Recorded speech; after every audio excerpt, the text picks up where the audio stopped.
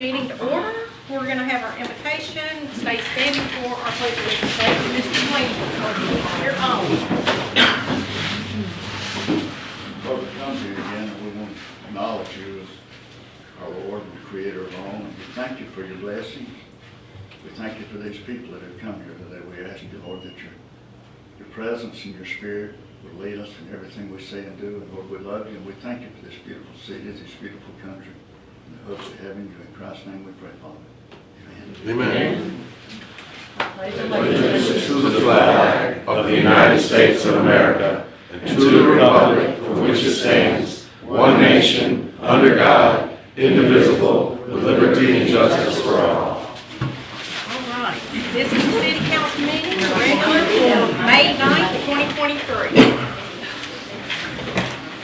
Chetty, can you call the roll, please? Mayor Miller, Here. Mr. Smith, Here. Ms. Hamilton, Here. Mr. Welly, Here. Mr. Wolf. Here. Okay, next item on the agenda is our consent agenda, which is our meeting minutes from April 25th, 2023. These were delivered, so we've had time to read these. Are there any changes or additions or anything to the meeting minutes from April 25th?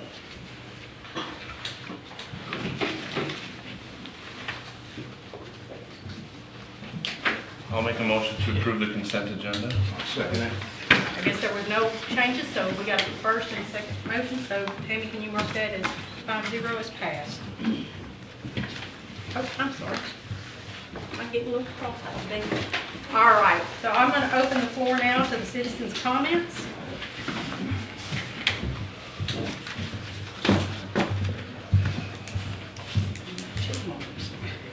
Good morning. My name is Andrea Hernandez, born on Tendo Air Force Base, lived in Mexico Beach my whole life. I've owned Barefoot Kayak and Paddleboard rentals for the last 10 years and have been based out of Mexico Beach until Hurricane Michael took our shop away.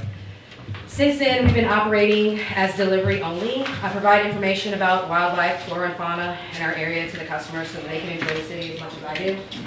I have the opportunity to place my business on Sharon's property and would like to set up like our old shop. This would allow us to have the option for people to pick up rentals, and I'm just asking you for your permission to bring my business to Mexico Beach.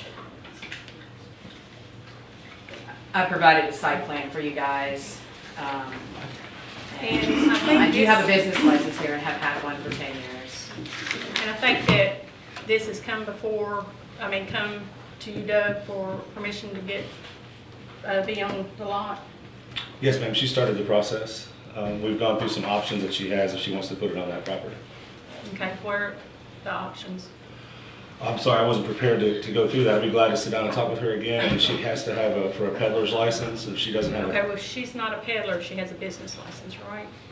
That's the same thing, yes, ma'am. So a peddler is somebody that sells items that doesn't have a building that they're attached to. If she has some kind of a building that's a building that she's going to build like this is excellent. I don't know what kind of building she's proposing now, whether it's like a 10 by 10 or something, a shed or something like that, but that's an accessory structure, so they have to have something to attach themselves to. Okay, so, Doesn't fit the food truck well, you know, criteria? I looked at this when I was contacted about it, and the way they look at food trucks and, you know, the little trailers that have, like the one that's on 98 now, it's grandstands. That's what they're actually called per the state. And if she has a trailer, she would be a grandstand, just like a food truck is grandstand. So. Is that what she has? Yes, I have an enclosed trailer. No food? Just, I can provide food. I can No, provide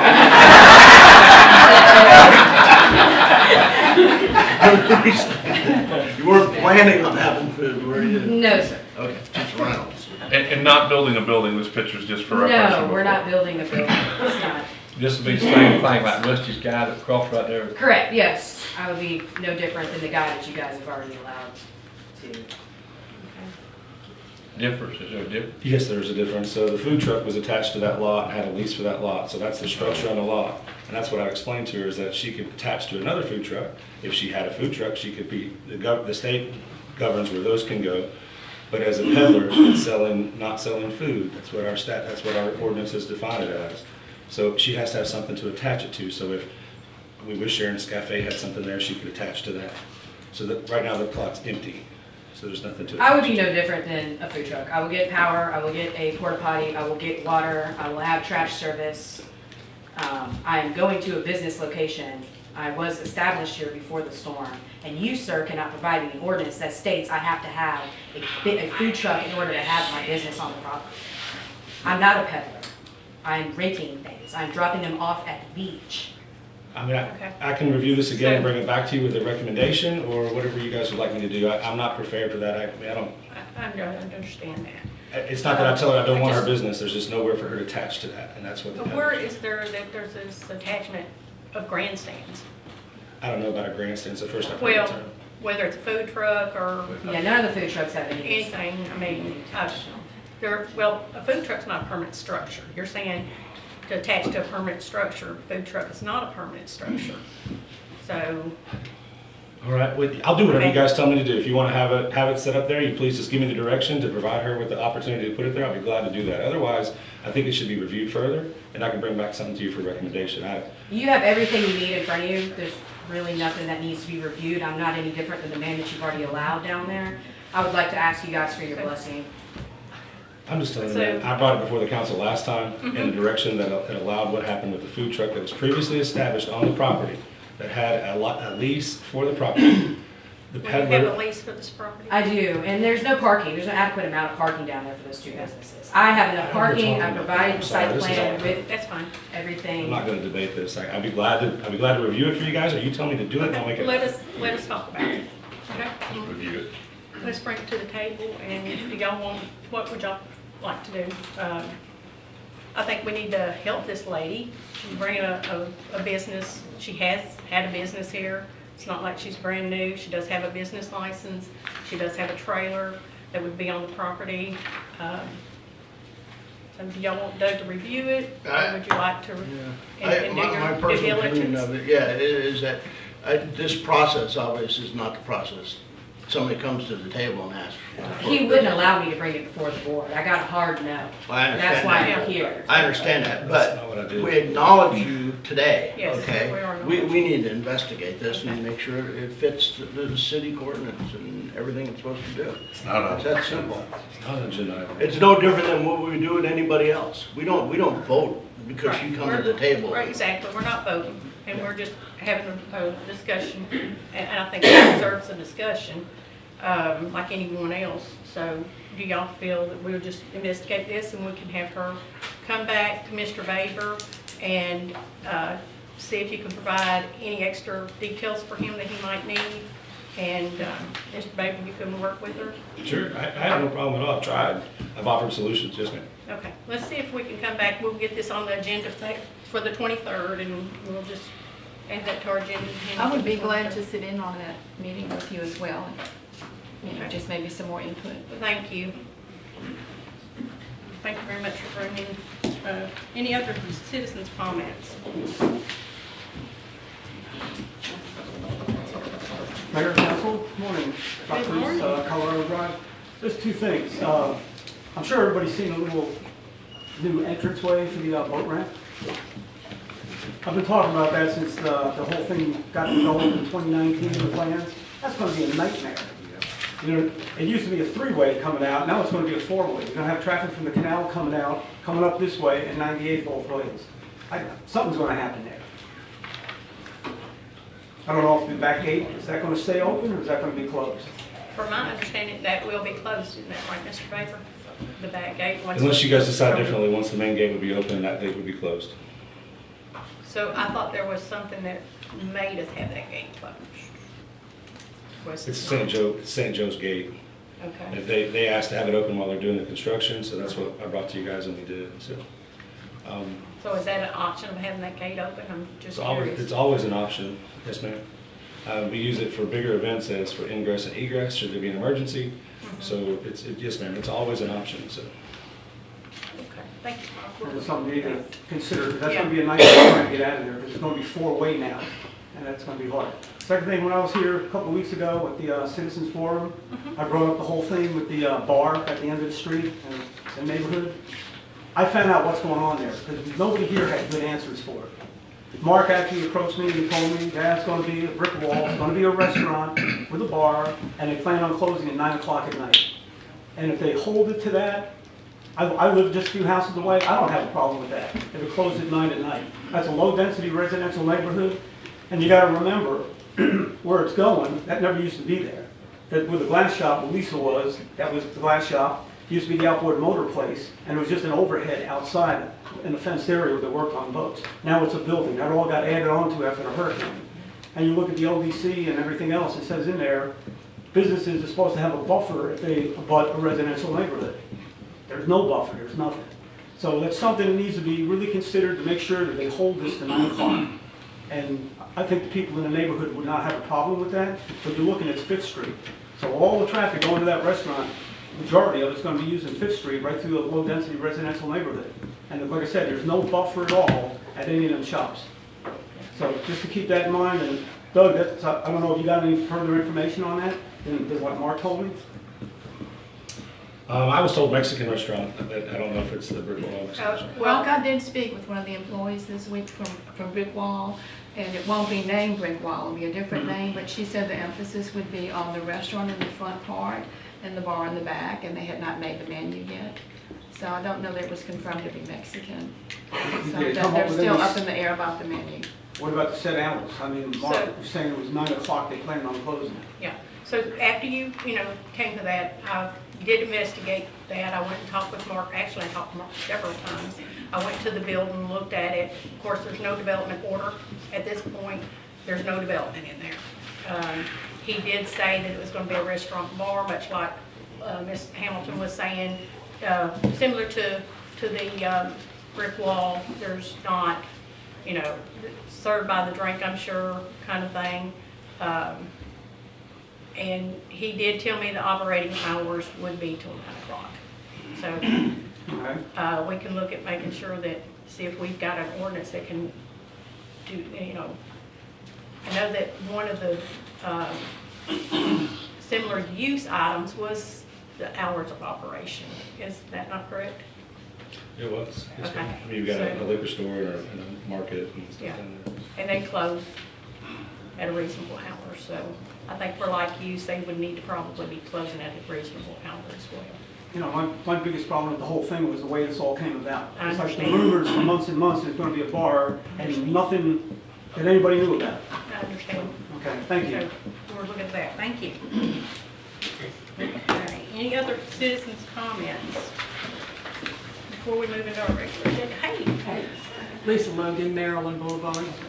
On that same topic, I also gathered some information. I will reconfirm it, but just to add to the information y'all just talked about the bar, it's supposed to be a pouring license which requires 150 seats in the bar, which is the same as Toucan's had a pouring license, require 150 seats. So you need to stay on top of that, because if that requires 150 seats, we don't have that. parking, if you do, I figured it out, the 4 people per car, that's 38 parks, not counting staff parking. So just keep that in mind, check the license, because if it does require 150 seats, they're going to run into the same problem that Toucan's ran into, which means they had to have the city's parking lot in order to meet their seat requirement. So if my information is correct, which I think it is, you need to check in that, because that's going to be a real issue. We appreciate that information, Lisa.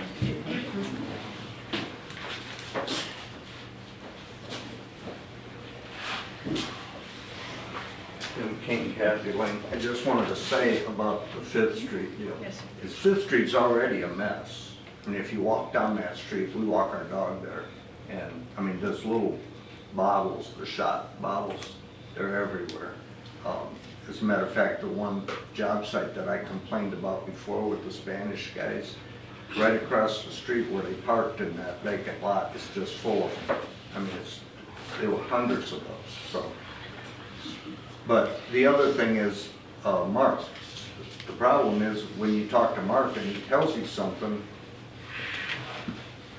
he doesn't follow up on it. He doesn't keep his word. When we were here on the 11th, and I went back and looked at that city council meeting, Mark absolutely promised us that he would take deliveries in the rear. It never happened. Okay, thank you.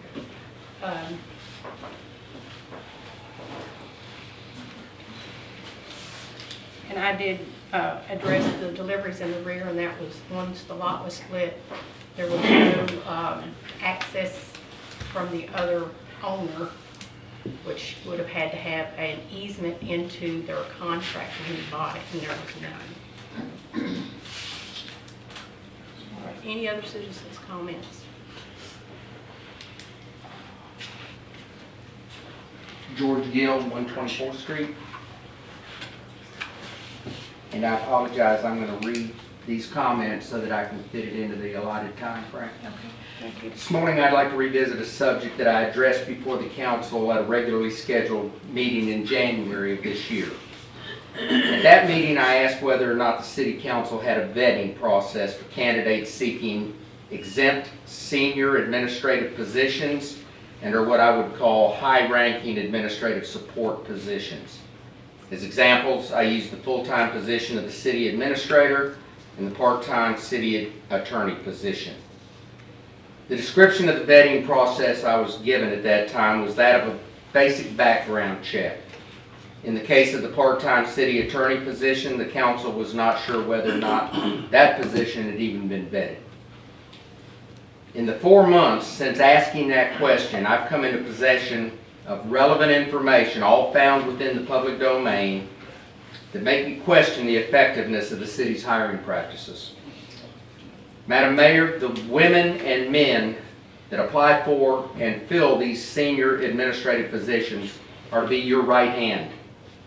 These staff to you and the council must have honesty, loyalty, and must have your trust, without question. A generic background check will simply not suffice. Staff at this level have responsibility for assisting you in the monitoring, oversight, and administration of an operating budget of more than $4 million of citizen money, our money. As the chief of fiscal official for the city, as stated in section 2.07 of the city charter, you have to have staff of advisors that are beyond reproach. Madam Mayor, you're responsible for our money. As such, you must be given full access to every aspect of budgetary operations. Your staff must support you in this important role and must assist you in opening the fiscal channels of information, not placing roadblocks in your path. This is an opportunity for a new beginning for you and for the city. I ask that you review the existing vetting process in place by the city and ensure that in concert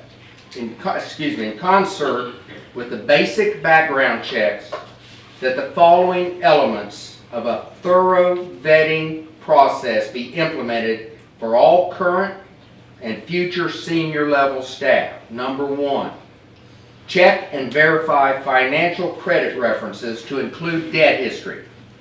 For example, timely loan repayments, credit rating, history of bankruptcy, current outside business ties, failed business ventures, civil lawsuits, pension irregularities, and so forth.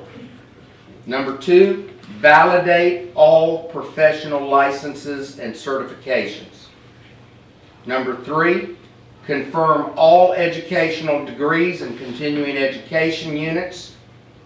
Number four, verify all employment history, to include direct communication with former employers, supervisors, colleagues, and peers.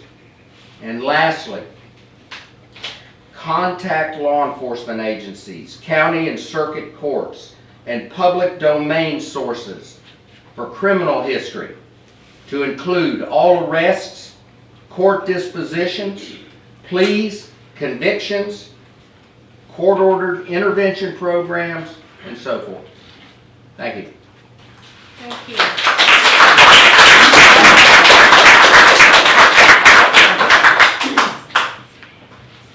I really don't see nothing way we do it higher than that, see? Do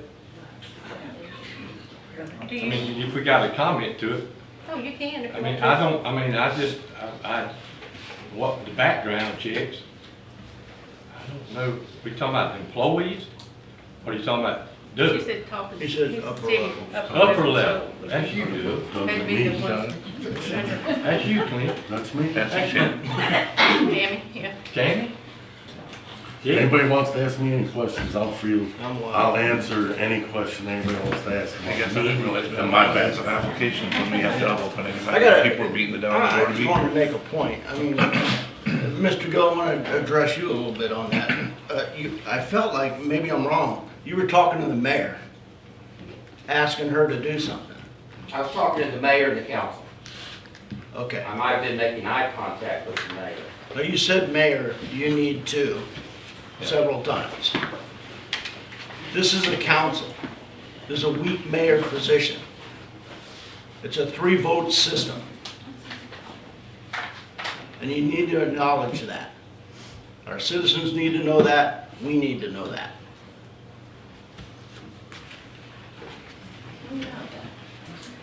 Any other citizens' comments? And thank you, Mr. Gill and him and George and him and Lisa. Oh, Hey, how you doing I'm sorry. today? Fine, Not how to are beat you? a dead horse, but Mike Piccolo, Colorado Drive. Okay. I highly recommend the voting body and the city council read Florida statutes. It's got a really great search feature to it. If you just go to the Florida state statutes website, one comes to mind here. It's statute 1123143 stating voting conflicts. Can you repeat that number for me, please? Statute 1123143. This is just an example of some of the things that citizens may observe. The title is voting conflicts, and it specifically lays out when elected officials can actually vote if they don't have a conflict of interest, or if they do, and a conflict of interest would be a business. And it also states the definition of son, son-in-law, daughter-in-law, and the extent of what that conflict contains. I highly recommend taking a look at these statutes. It's got a great search engine. I just went in and did voting irregularities, and it led me to that. Recusal was another great search, and there's so much information there that I want to make sure you guys know that if you do something and it was in your own personal interest, it could be a felony. So just to let you know. Thank you very much. Thank you. All right. Any other citizens' comments? Okay, I think we'll move on to our regular agenda now. Employee of the month. Yes, ma'am, I have the pleasure of that one. Good morning, everybody. Today with me I have Mary Harmon. You may know Mary. Mary's worked for the city for almost 12 years.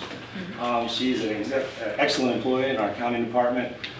She has been doing great things for us. She helps us with our paychecks. Thank you. She also does everything that needs to be done related to our audits. She works closely with our staff, with our city accountant. She has just been a pillar of this community. She lives in this community, and I'm proud to call her the Employee of the Month for the month of April. So I want to present her with that award.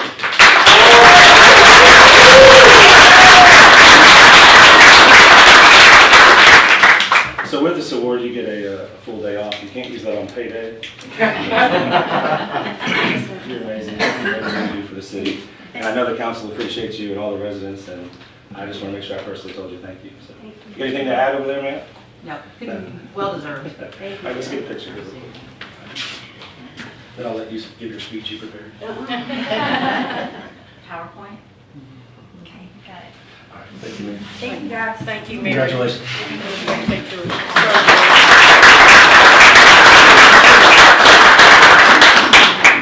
Bayway Transit presentation is next on the agenda. Yes, ma'am. Today I have the ability to have the PowerPoint that we've got up on the screen. I have Lamar Hobbs here from the transit program in Bay County. And thank you very much for being here, Mr. Hobbs. The floor is yours. He's got some exciting news for the summer for us. Thank you, Madam Chair and members of the board. We're excited to be here today to talk to you a little bit about a pilot project we're going to launch here in the city of Mexico Beach to provide some public transportation assistance to people that potentially might want it within your jurisdiction here. Just to give you a little quick overview of the project. The pilot project is basically going to go from the Callaway Walmart here to Mexico Beach. And what we're trying to do is we're trying to connect people that would be interested in taking the fixed route system or our normal bus system access to that. And the Callaway Walmart is a transfer point for us where your citizens or visitors here to the city of Mexico Beach could access other areas of Panama City via the Bayway Transit system. Just a couple more things. It's a supplement to our fixed route system. It's going to use the corridor of Highway 98. It is going to be considered an express route, which means the only stops it's going to work, if you will, is the one there at Callaway Walmart and the 3 that will be here in the city of Mexico Beach, so that we can maintain some semblance of timeline to get people to and from connections so they can access other parts of the transit system. Basically, the purpose of it is to give people opportunity to get to and from jobs, social activities, the restaurants. Some people might choose to use it for medical reasons. Just a various number of things that people can utilize public transportation for. Just to let you know kind of what our timeline is, back in Q4 of 2022, we went to the TPO, the Transportation Planning Organization, asked them to provide us funding for this pilot project, so there is no cost to the city of Mexico Beach. They did agree to do that, and in Q1 in 2023, we began to coordinate with Mr. Baker here and the city to find out the best locations for the bus stops to be placed. We reviewed our budget. And then we also identified where the stops would be located. And then in Q2, which is what we're into right now in 2023, we'll deploy our marketing assets, which are already about to begin going into place. And those will be things like adding some information on our website, doing some public relation activities, and then also some marketing advertising using social media and other aspects that we currently have. Okay. Just to kind of give you a real quick view of what that route will look like, you can see up in the very top north portion of the county there, you'll see where it says Walmart Supercenter. The vehicle will travel from that point all the way down here into Mexico Beach. It'll make the loop turning onto 5th Street from Highway 98, make that loop and come all the way back around to Highway 98 from there. Okay? And then this is our schedule that we've processed or proposed for this particular route. Let's see if I can pull it up here so I can see a little better. I'm half blind. So we have identified 3 potential bus stop locations. One is going to be at the intersection of US Highway 98 and 16th Street. That'll be bus stop 479. There'll be one at 5th Street and 15th Street. That'll be bus stop 480. And then the third one will be at US 98 and 32nd Street as the vehicle comes back around on 15th Street to hit 98 there. And that'll be bus stop 481. And then from there it'll proceed back over into Callaway and where it'll meet that transfer point there, which we call 312. We are going to operate this, this is a pilot project, so funding for it is limited, but we are, what we've determined would be the best opportunity for us to test the waters, if you will, is to run this 3 times a day, once in the morning, in the afternoon, and then later towards the end of the day. And we'll be running the service Monday through Saturday. That's okay. And that's what we propose. The route will actually begin on, I believe it's May 30th, I think is what we said, is when the actual route will begin. And we will continue the route until the funding is completely absorbed. At that time, then we'll then take a look at the data that we have, see if it's if this is an opportunity for us to continue to extend service over into Mexico Beach, or if the funding is just, or excuse me, the ridership is just not where it needs to be to continue it moving forward. But this is a good opportunity for us to at least test the waters and see how public transit will do here in Mexico Beach. And with that, I'll be happy to answer any questions that you might have. Well, I have a question. Sure. So, how long will this funding, you know, not costing Mexico Beach for the grant, how many months will that last? Or What we proposed to the board was we proposed an initial budget of $15,000 or 6 months. I will tell you that based on what we feel like has been proposed, we're looking at probably around a 3-month time frame before that money will be fully absorbed, and providing it 3 times a day, 6 days a week, which is, you know, at this point we're just kind of going off of what our data tells us as far as, you know, and that's running some algorithms about population and how many people come here for work, how many people come over here into Panama City to work, that type of things. So a lot of it's really going to be dependent upon how we very well might restructure that after we see how the system operates once we've implemented it. So our recommendation was Memorial Day to Labor Day. So we had the most ridership. We've had the most response from the local businesses that need help getting their employees over here to work, especially during the busy summer months, which is why we targeted that time frame. okay, so if it's only 3 months and you're starting May, June, July, August, so okay. So the end of August, that would be closer. Well, it's May 30th through the 3rd of September, so it's roughly 100 days. Okay. At no cost to the city at all for that time period? No, ma'am. Is this something that's been communicated to the people closer and around Walmart to come to Mexico Beach, or the thought process Mexico Beach that way? Well, it's kind of twofold. The city of Callaway is very interested in this because they believe it'll be an opportunity to bring people from Mexico Beach over into their city to, you know, purchase their groceries from Walmart or Winn-Dixie or whatever. But from the city of Mexico Beach's perspective and from our perspective, you got so much construction going on here, and there's what appears to be very limited housing at this point. So we felt like this was a good opportunity for us to offer this up to the city of Mexico Beach for those people that are actually interested in maybe commuting as a result of needing housing or that kind of thing, that maybe live in Panama City or Callaway and want to get to Mexico Beach to work. So it's kind of a twofold. How did you communicate that? How has it been communicated to Callaway that this is going to happen? Well, all of the municipalities are represented on the TPO board.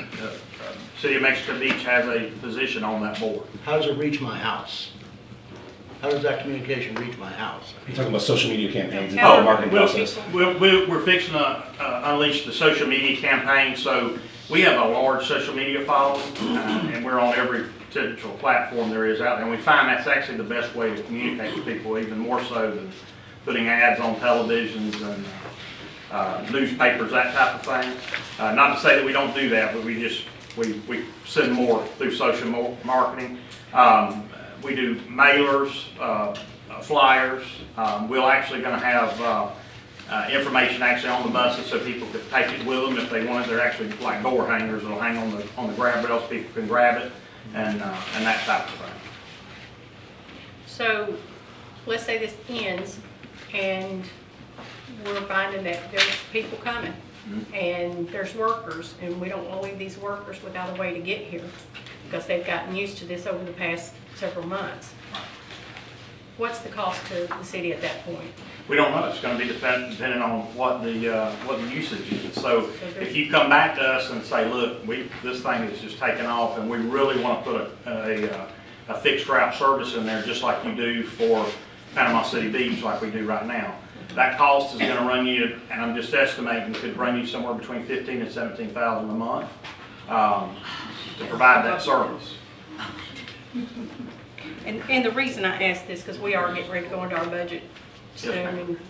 and we would probably need to have an idea of if that was the case, what that would run for. Hey, you know, and I throw that number out, but that's a service that's going 14 hours a day, that makes has multiple stops.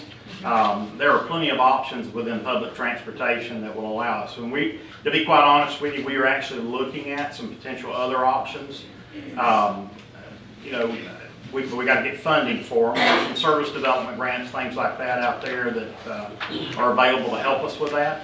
And the TPO, once we go back and take them the data, one of the things we're going to be asking them to do is either take a look at this and say, find the funding to continue to provide this service, or maybe we need to hold off and let's try it again some other time, maybe when they get more populated.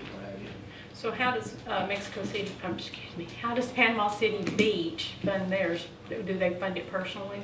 Well, we're funded mainly through grants. Public transportation is a major initiative through the Federal Transit Administration. So we get a large more portion of our funding from the Federal Transit Administration. We get a large portion of funding from the Florida Department of Transportation. We get funding from the Florida Transportation Disadvantaged to help those people that are transportation disadvantaged. And then we also get what they call local contributions.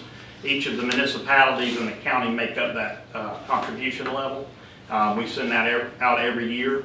And to be quite honest with you, Mexico Beach has not paid into that, but the reason we haven't, or they have in the past, but they haven't in the last couple of years, and the reason for that is you guys just aren't getting any service over here, so it's kind of difficult for us to ask you for money when you're not getting any service right now. So if this continues, and it looks like it's going to be a viable option for the city, at that time we'll come back to you and give you a figure for budgetary purposes that says this is what we think. And it won't be the amount of money we need to actually fund the route, because 15 to 17,000 a month is very expensive. But what it would be is it would be enough to help us supplement and meet the match requirements to get those grants, if that makes sense. Yes, that makes sense. So I would like to see that data when y'all Sure. meet for that. I might have missed it, but what does it cost to ride the bus if somebody wants to go? $1.50. Okay, yeah, that's a good question. And to capitalize on that, a lot of people have, I'm sorry. That's each way? That's just one per trip. Yeah. So if you, let's just say you go from here at 15th Street, or 5th and 15th Street, and you want to go to the Callaway Walmart, that's $1.50. If you want to come back, it's $1.50, so it's $3. You can buy daily passes, which allows you to ride as many times in a day for $4. You can buy monthly passes, which allows you to ride up to which allows you to ride for 31 consecutive days for $35, as much as you want to ride. They can acquire tickets using our website, our app, and once you meet that maximum, so for instance, we're not going to charge you $1.50 every time that you ride. And you get up to $6 when you could have just bought a whole day pass for $4, we do what we call fee capping, and we'll cap that so you're not having to pay more than what you should have. So I get to Callaway Walmart, transfer to 312, it's another $1.50 though, right? Okay. Yeah, and those a lot of people think, there's not any money to be made in public transportation. That's why it's so heavily subsidized. And the federal government kind of limits what we can charge people for those trips, and we find right now that $1.50 is typically what people can afford to pay. And we do have some reduced rates as well, depending on if you're disabled or if you're a student, if you a certain age over 60, it's 75 cents. It's half the cost. So. All right, I I think have questions about the schedule too. For instance, if somebody wanted to do housekeeping at El Governor, which we're concerned about their need for employees, if they came here at 7:01, then it really, say if they worked a 7 to 3 type shift, then there's a big lapse before they could probably go back at 6:30. Yes, ma'am. So like if you look at the first chart there, the very top chart that talks about the Monday through Friday, so they would need to be at that bus stop and catch that bus at 6:22 a.m. And then the first stop they would be dropped off at, or whoever wanted to be dropped off there at 98 and 16th Street would be dropped off there at 652. 5th and 15th would be at 656, and then the 98 and 32nd Street would be at 701, and then the bus will come back around to that, let's just say they got off there at 98 and 32nd Street and wanted to get back on the bus, they would be able to get back on the bus at 101 or at 601. But like if they were doing an 8-hour shift, 101 wouldn't be practical and 6:30 would be really late. So what would they do for that time in between? They would either have to wait, they could potentially call a taxi or do an Uber. Yeah. Or, you know, thinking of maybe our elderly citizens that don't drive and they want to go to Walmart, then it looks like a long time before they get picked up again. Yeah, but we have two options here in Bailey. We have an option for fixed route transportation, which is your bus stop to bus stop. And then we also have another service called Bayway on Demand, and that is a eligibility application required. And typically, there are certain requirements you have to meet. Usually you have to be transportation disadvantaged, have to be elderly, have a disability, or fall within the poverty guidelines. And most of your older adults obviously meet that criteria. And then with that service, that is a curb-to-curb service. And you can either call and make a reservation with us directly. You can use our website to make the reservation. And then we'll come pick you up at a designated time and drop you off at a designated time. Come back, pick you up, and drop you off. And in some instances, that depending on how that's being funded, that could be paid at 100%. It could be just the $1.50 copay. So there are other options out there. This is simply a pilot project to see how well this does. We recognize this is not going to be the best thing for everybody. And we're simply trying to get something started. And we recognize that this is not going to be a catch-all for everybody. And that's why we're looking at other opportunities. But before we can do that, we got to have some data to take back for these grants and that kind of thing to say, guys, we got a need over there and we need to fund it. And then go from there. It's obvious, it's obvious that it's cheaper to live in Callaway than it is in Mexico Beach. My concern is, I believe the workers here, it'd be beneficial, what Ms. Halpin said, I can see working 8-hour shift and waiting that long. I mean, I don't think nobody's gonna walk, if they could afford an Uber or something, they could be afford a car. Sure. But, I believe it's going, I'm interested to see how this is gonna play out with our workers. The people going to Walmart, I believe it's going to lose a little bit, but I believe our workers is gonna be our influence on where this makes or breaks. Sure. I mean, if we fill up a bus, sure, we might get some more options on our bus routes, is what I'm trying Sure. to say. And I think it's the pilot program, and I'm on the TPO board, so. I believe it's gonna be very interesting. Our hope is we're not about making money, obviously, because we're a governmental entity. We're about providing as much service as we possibly can to our community. So the more ridership we have, the more grant funding we get. Yeah. So we're about doing everything we can to increase that ridership as much as we can. And we're grateful for the TPO, for the connectivity for the rest of Bay County, to give us an opportunity. We can tweak this as we go a little bit, should something need to be worked out better, but Yeah, that's what I was just want to make sure we had the opportunity to submit it and present it to our residents and to the council. So will this data include, like, once you get your data, will it include, like, where you could change the times that the bus is actually coming and going? So what we do is we actually look at the ridership. We look at what people are doing. And then we also, we'll probably end up doing some surveys as well of the community. I'll be honest with you, some of them choose not to take advantage of those surveys, particularly if they're long and drawn out. We try and keep ours short, like a 5. And it basically is, tell us when you need us, type thing. But as we continue to travel, our bus drivers are our greatest source of information because they communicate to us what those riders need, and they say, look, you got 15 people standing at this stop when I pull up at 6 o'clock. We need to, and they've been there for 30 minutes, we need to change up the times. And I've actually brought Trey Colmetz, he's our assistant general manager. He's one of the ones that's instrumental in scheduling and that type of thing. And he, that's one of the things that he does, or he's tasked with, is making sure that we're being as most efficient as we possibly can be. One last thing, can you tell us about the van that you guys that you'll be providing for us? Sure, so we have three different types of vehicles in public transportation. We have the large buses that you typically see, and they hold anywhere between 30 to, they can go on up to 40 passengers. That's typically our fixed route buses. However, those are very expensive to operate. So what we try and do is we try to match up the size of the bus with the demand. So we have two other options. One is a cutaway vehicle, which will hold up to 14 people.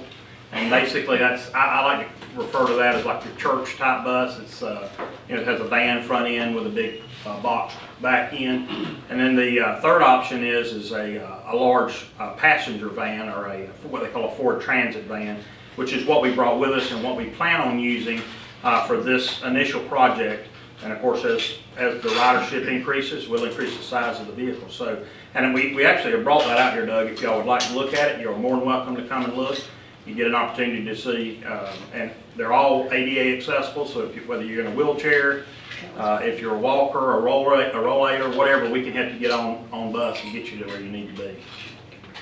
We do have some citizens that are concerned about possibly when they're dropped off on 15th Street, which is near a subdivision, especially Casuna and Ocean Plantation. They're concerned about what if homeless people decide to get on the bus, just are dropped off, then what would they do? So we're a public transportation, we have to be because we receive federal funding. We cannot limit people, as long as they have the funding to get on the bus, we have to allow them on the bus. Now, there are certain stipulations. If they're a threat to those around them, and they have to present something that would indicate to us that they're a threat, then we can refuse service.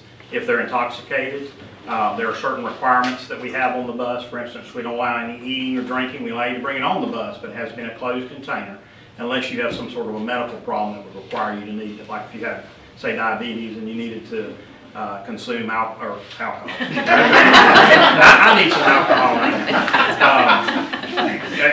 You know, orange juice or whatever it might be. We give them that leverage. But you know, I'll be honest with you. People have a misconception that all transit does is haul around transits. Where we have our problems with transits is at actual bus stops. This is not a real urbanized area, and most of your transits are staying in an urbanized location, which is basically Panama City and Panama City Beach. So I don't anticipate that being any kind of issue. The other thing I'll tell you is that we service these bus stops we have every day. We have a company that goes and services, making sure the trash is cleaned up, the grass is cut, all the things that need to be done.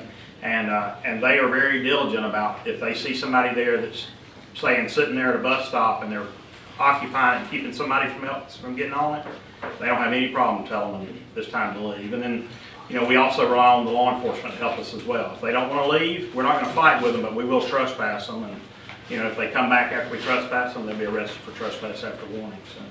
Also, after the trial study, if it just doesn't work, then will you pick up the bus stops that you put? Oh, absolutely, yes, ma'am. Just to be clear, those bus stops, the two that are in our town, are not where those people are going to stop. Those are not stops. That one in front of Casuna is not a bus stop. That's for our children to sit on, to sit in the mornings when the traffic goes falling around. Those are not. That is not a pickup spot in front of Casuna. Okay. The pickup stop is up by the market down there, 5th and 15th Street. And there's that stop was given to us by them, and our city staff built that and put that up for our students to sit at. The same thing as the one in Florida.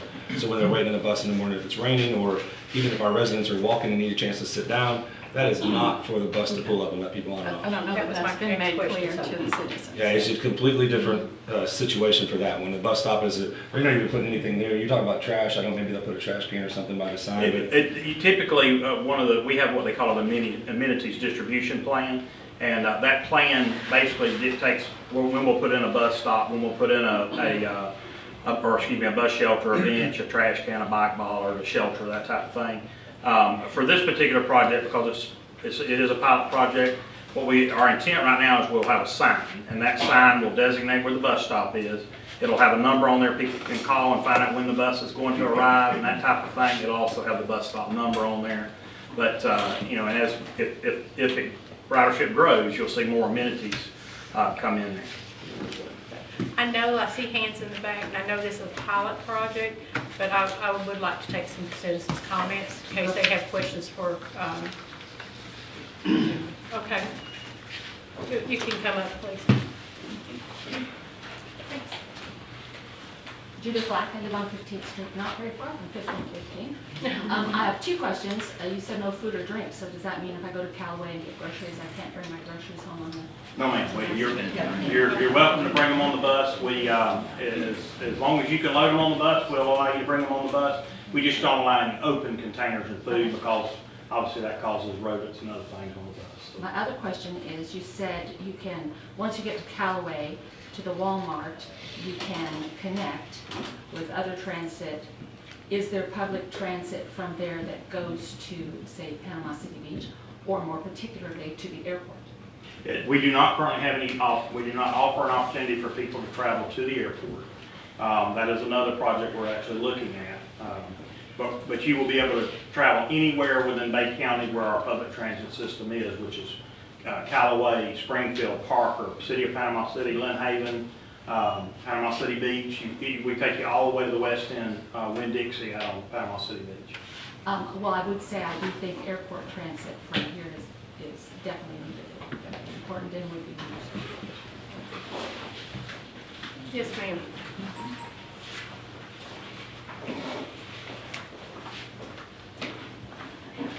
Tony Rice, Maryland Boulevard. To say I'm happy about this is an overstatement. Do you all not realize that 5th Street is a residential area and we are continually abusing that? We've built stores down there at the end. We have 386. If this stuff was down there, you might also bring in some Port St. Joe people if they knew about this, because they can park down there and they could get on the bus and go to town. They wouldn't have to drive all the way. But please, I just don't want commercial traffic coming down 5th Street. And I think everybody that lives on 5th Street is going to agree with that. Thank you for listening. I think we can't have commercial traffic past the store and the sign, based on the sign. So, That sign's really Just no. a deterrent. Yeah. It's a through street. And this particular vehicle that we're talking about, it's a Ford Transit van. It holds 9 passengers. It is, it's a 2-wheel or a 4-wheel vehicle. It's not a dual tire vehicle, that type of thing. So, we're very conscientious of that. And that's one of the other reasons we've chosen this particular type of vehicle, is because we knew we were going to be in primarily residential areas.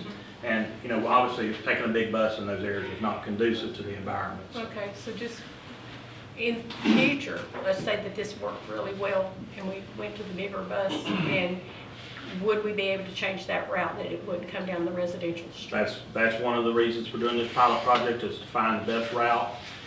What is the best way to get in and out? And we don't know that this is it. We just, we worked with Doug and the staff here to say, where do you think it would get the most use? And this is what we've come up with. And in speaking with the reference to the Port St. Joe, we find that there is a lot of ridership to Mexico Beach from the Port St. Joe area. So, our hope is to be a fully coordinated transportation system where we're getting people from A to B. And if that means going from Panama City to Mexico Beach or St. Joe, that's one step better for us.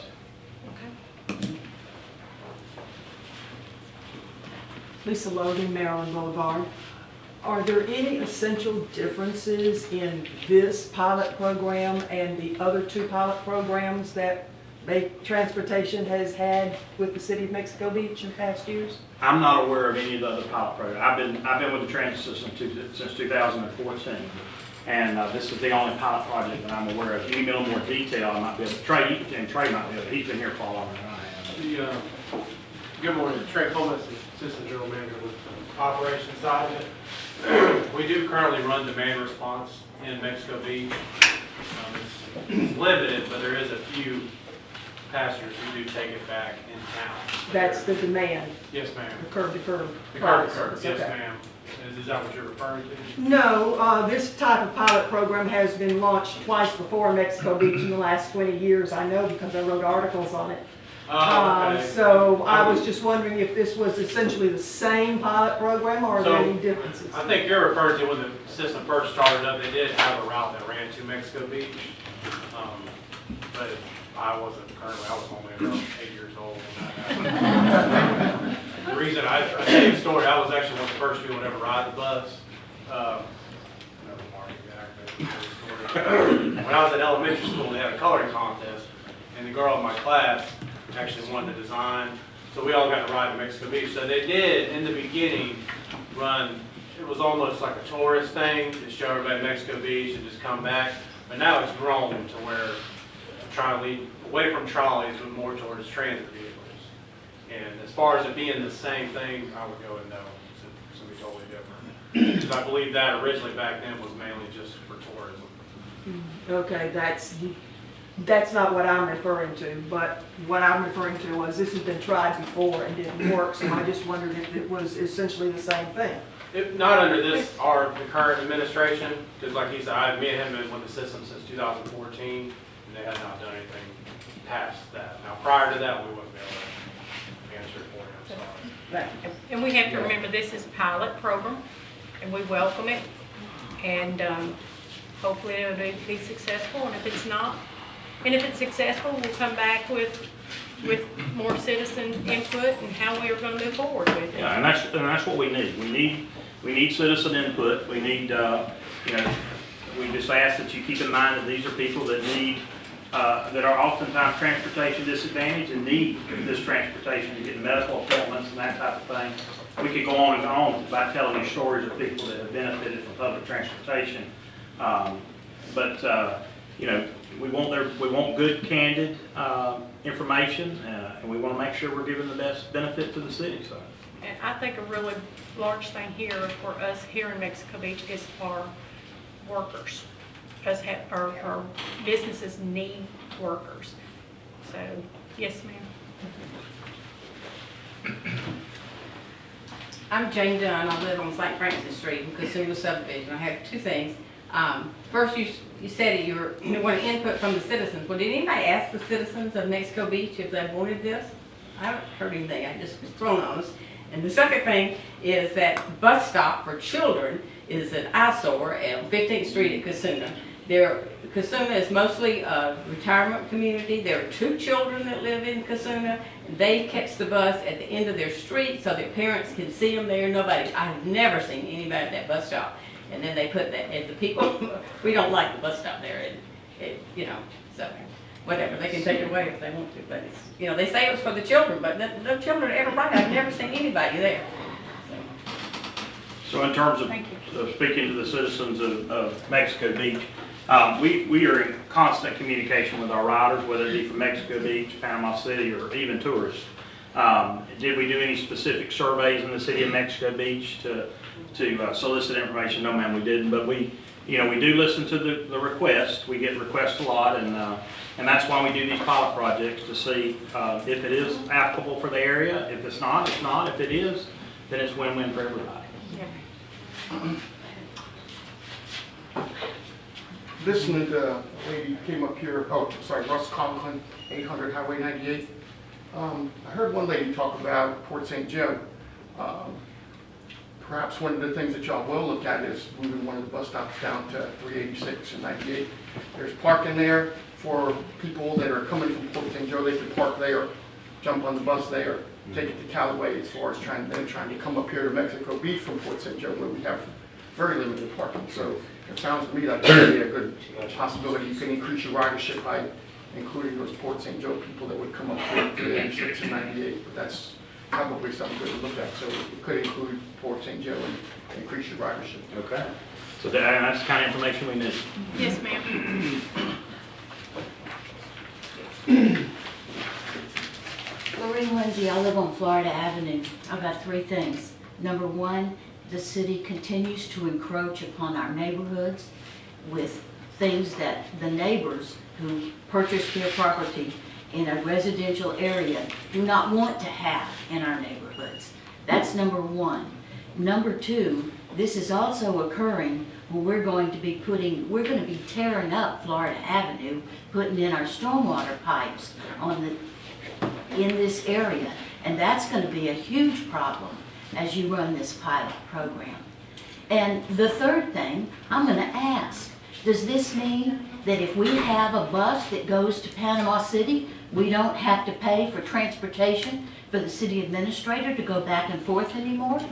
That would be a good I don't see any stops on Florida Avenue, so I don't know what. I'm not sure where Florida Avenue is, but Okay. Is there any other citizens' comments before we close? Rock Cruz, Colorado. One of your bus stops is 2 houses from me. You're only going to have a small bus with like, what, 16 people max. I would like to see a survey on who's actually riding these buses to get here.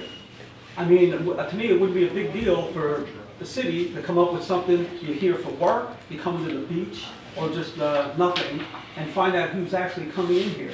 The other thing, your ridership is going to be skewed whatever, because you're talking Memorial Day to Labor Day. That's when this place is packed. After that, it turns into a ghost town come November.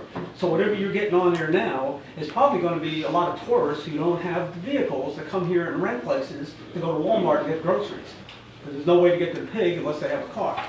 And that's probably what's going to come on. The other thing, you got the apartment complex, which is going to open soon. 215 homes down here, 2 3-bedroom apartments. Families are going to move in there. So I think some of your workers at your local places are going to be coming from that apartment complex. So once that is in full swing, probably later on in the year, that's another whole change. So this 3-month deal, a 4-month deal between May and September, your data is going to be useless. But as a pilot program, isn't it your point to see who's coming? That's right. Yeah, that's right.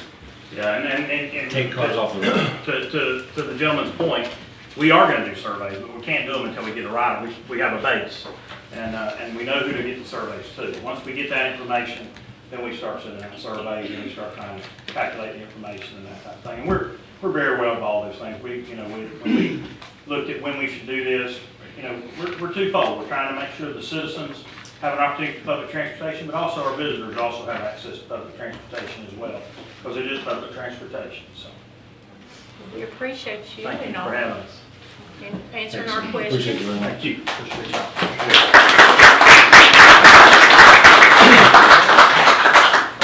Okay, looks like next on the agenda is the Mexico Beach Community Development Council nomination. Yes, ma'am, thank you. Item number 3. So the Mexico Beach Community Development Council representative, Kimberly Schoaf, has sent a letter of notification that their board has selected Adrian Welly as their member for this year. They would like to get him on board immediately. This is more of an FYI information for you guys to let you know that they had selected someone. Should you have any questions, I can answer any questions, or Adrian, so. Congratulations. I just got a call and told that, hey, you were the guy voted for you now. And said, will you accept it? I said, okay. Good deal. Congratulations. Adrian, could you explain a little bit about the function of that? How many people are on that council, and are there 2 elected officials? One from the city, one from the county. Okay. I don't know, haven't been to a meeting yet. Okay. But I think it's a board of 9. I think it's 9. That's what I had when I pulled it up for some information. Okay. Okay, the next item is our Florida Retirement System elected officials withdrawal. This came up at our previous meeting, and I had actually called and talked with the enrollment officer there, Samantha, on 420, and then I spoke with Doug on 424, letting him know that this was something that we could not rescind, and he and I talked about it, and he was getting us documentation, written documentation. That's why it didn't come up at that meeting, what I had found, Doug and I had found, and we have since gotten that written confirmation that we cannot withdraw from this. So elected officers class will remain, but any future, current and future officer may opt out. When I spoke with Samantha on the 20th, she did tell me that she would extend our opting out, which would have been May 1st to May 15th, because I told her that we would probably be talking at it at this meeting. So she has, in writing, provided us that we still can opt out by May 15th, But we still, as a city, have to report, even though there will be no contributions if all officers opt out. But each officer must opt out individually, and if whomever decides to opt out, Mr. Baber will take care of making sure that gets taken care of.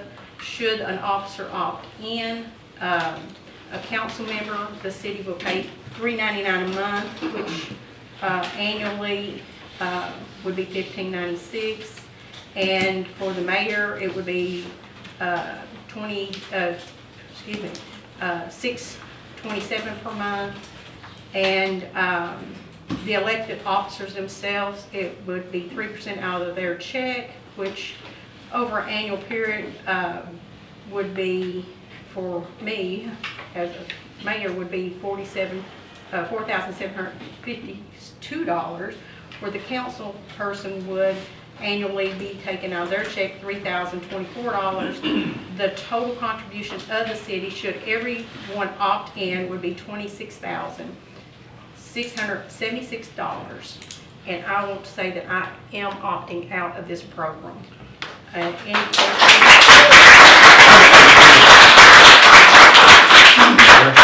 No, just a second, please. Sure. Okay. Now,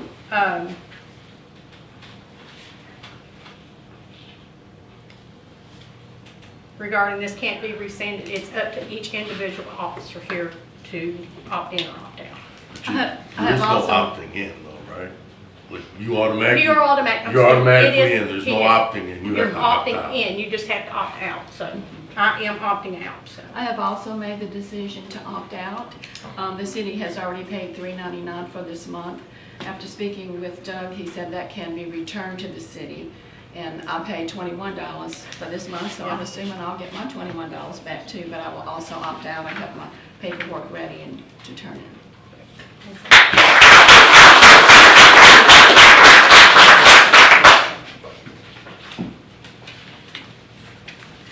Are we asking that question? I guess if you want to answer No, I mean, it's up to you. We're just making Trying a to give statement. applause here or what? No, we're making a statement. I'm opting out, big deal.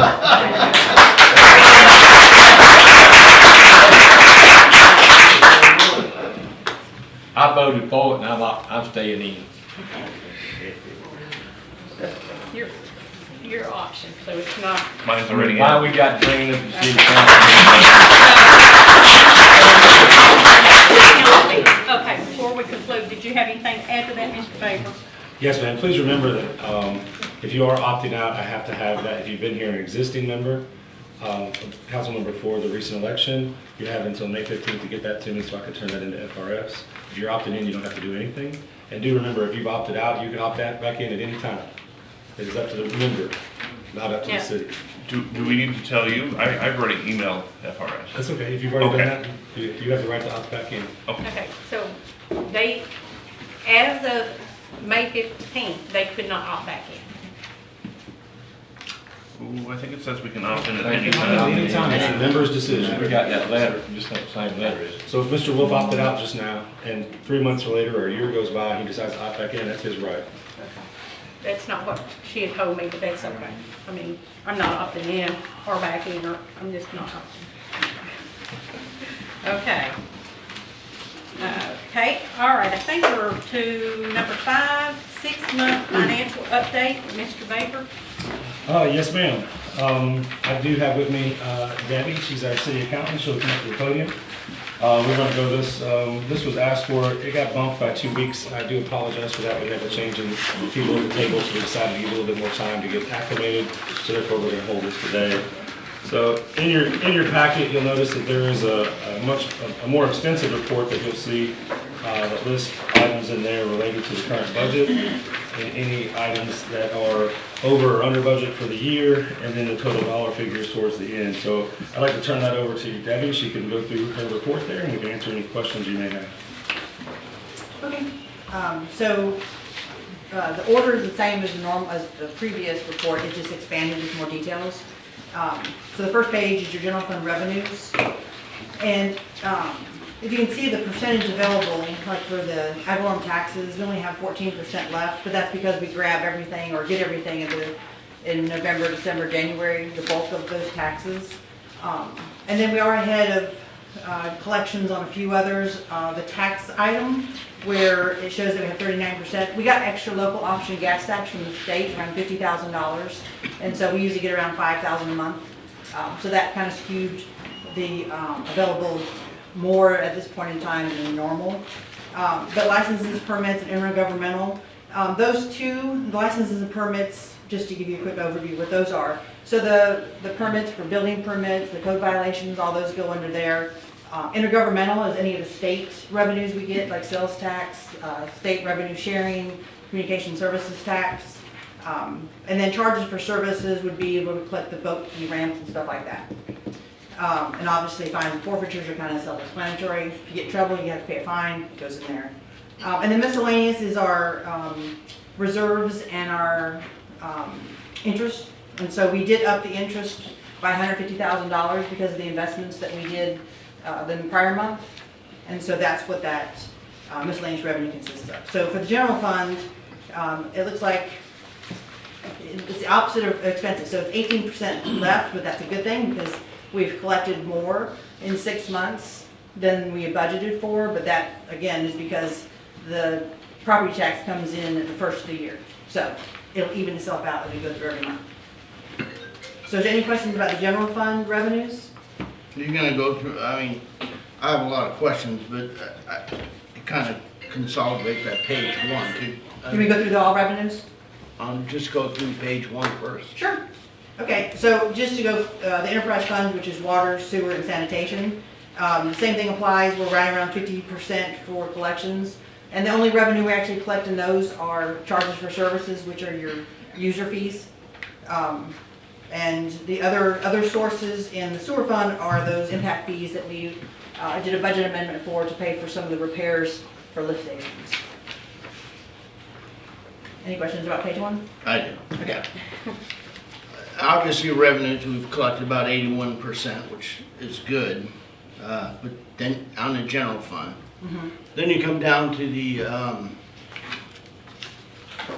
the fund below that, and it in those areas of sewer, water,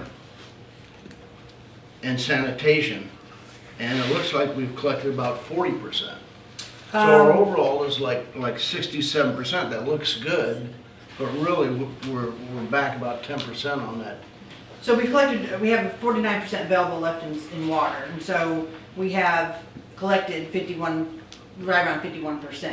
And we collect more revenue in the summer, so it's Exactly. okay to. That's what I was thinking, the enterprise fund is probably that Right, is exactly. collected in And the then summer when months. those apartments come online, you'll see a surge in user fees for garbage, water, and sewer too. And you're gonna see a sanitation surge because of the extra dumps that all the town Exactly. knows. We're counting on that. So based on that, it looks like we're gonna be over in revenues overall. Well, right now, we're running in the water fund around a $40,000 surplus, revenues over expenses. We're having a little loss in sanitation, but that's because those apartments haven't come online, around $30,000. And then in the the sewer fund, we're ahead around $170,000, but that's because we haven't paid our debt yet, which will kick in July and September. So even though that looks good for sewer, once we actually pay the debt, it's gonna be Right. closer to break even. But general fund revenue looks great because General fund we're ahead of is- schedule. We are, and we're probably, if the reserves hold true, that we budgeted, which is $575,000, right now, we're ahead by almost 800,000, but that's because we have these revenues not accounted for, and then we haven't. We've had some vacancies in some personal services. We did purchase all of our capital, and I'm probably getting ahead of the report, but, so there are some skewed numbers when we get to the expenses because we've purchased almost, 95% of our capital in the general fund. So there are some numbers that will be a little skewed, and that's because of the one-time purchase. So we're probably looking at a 10-15% over. I would say so. That's good to be conservative.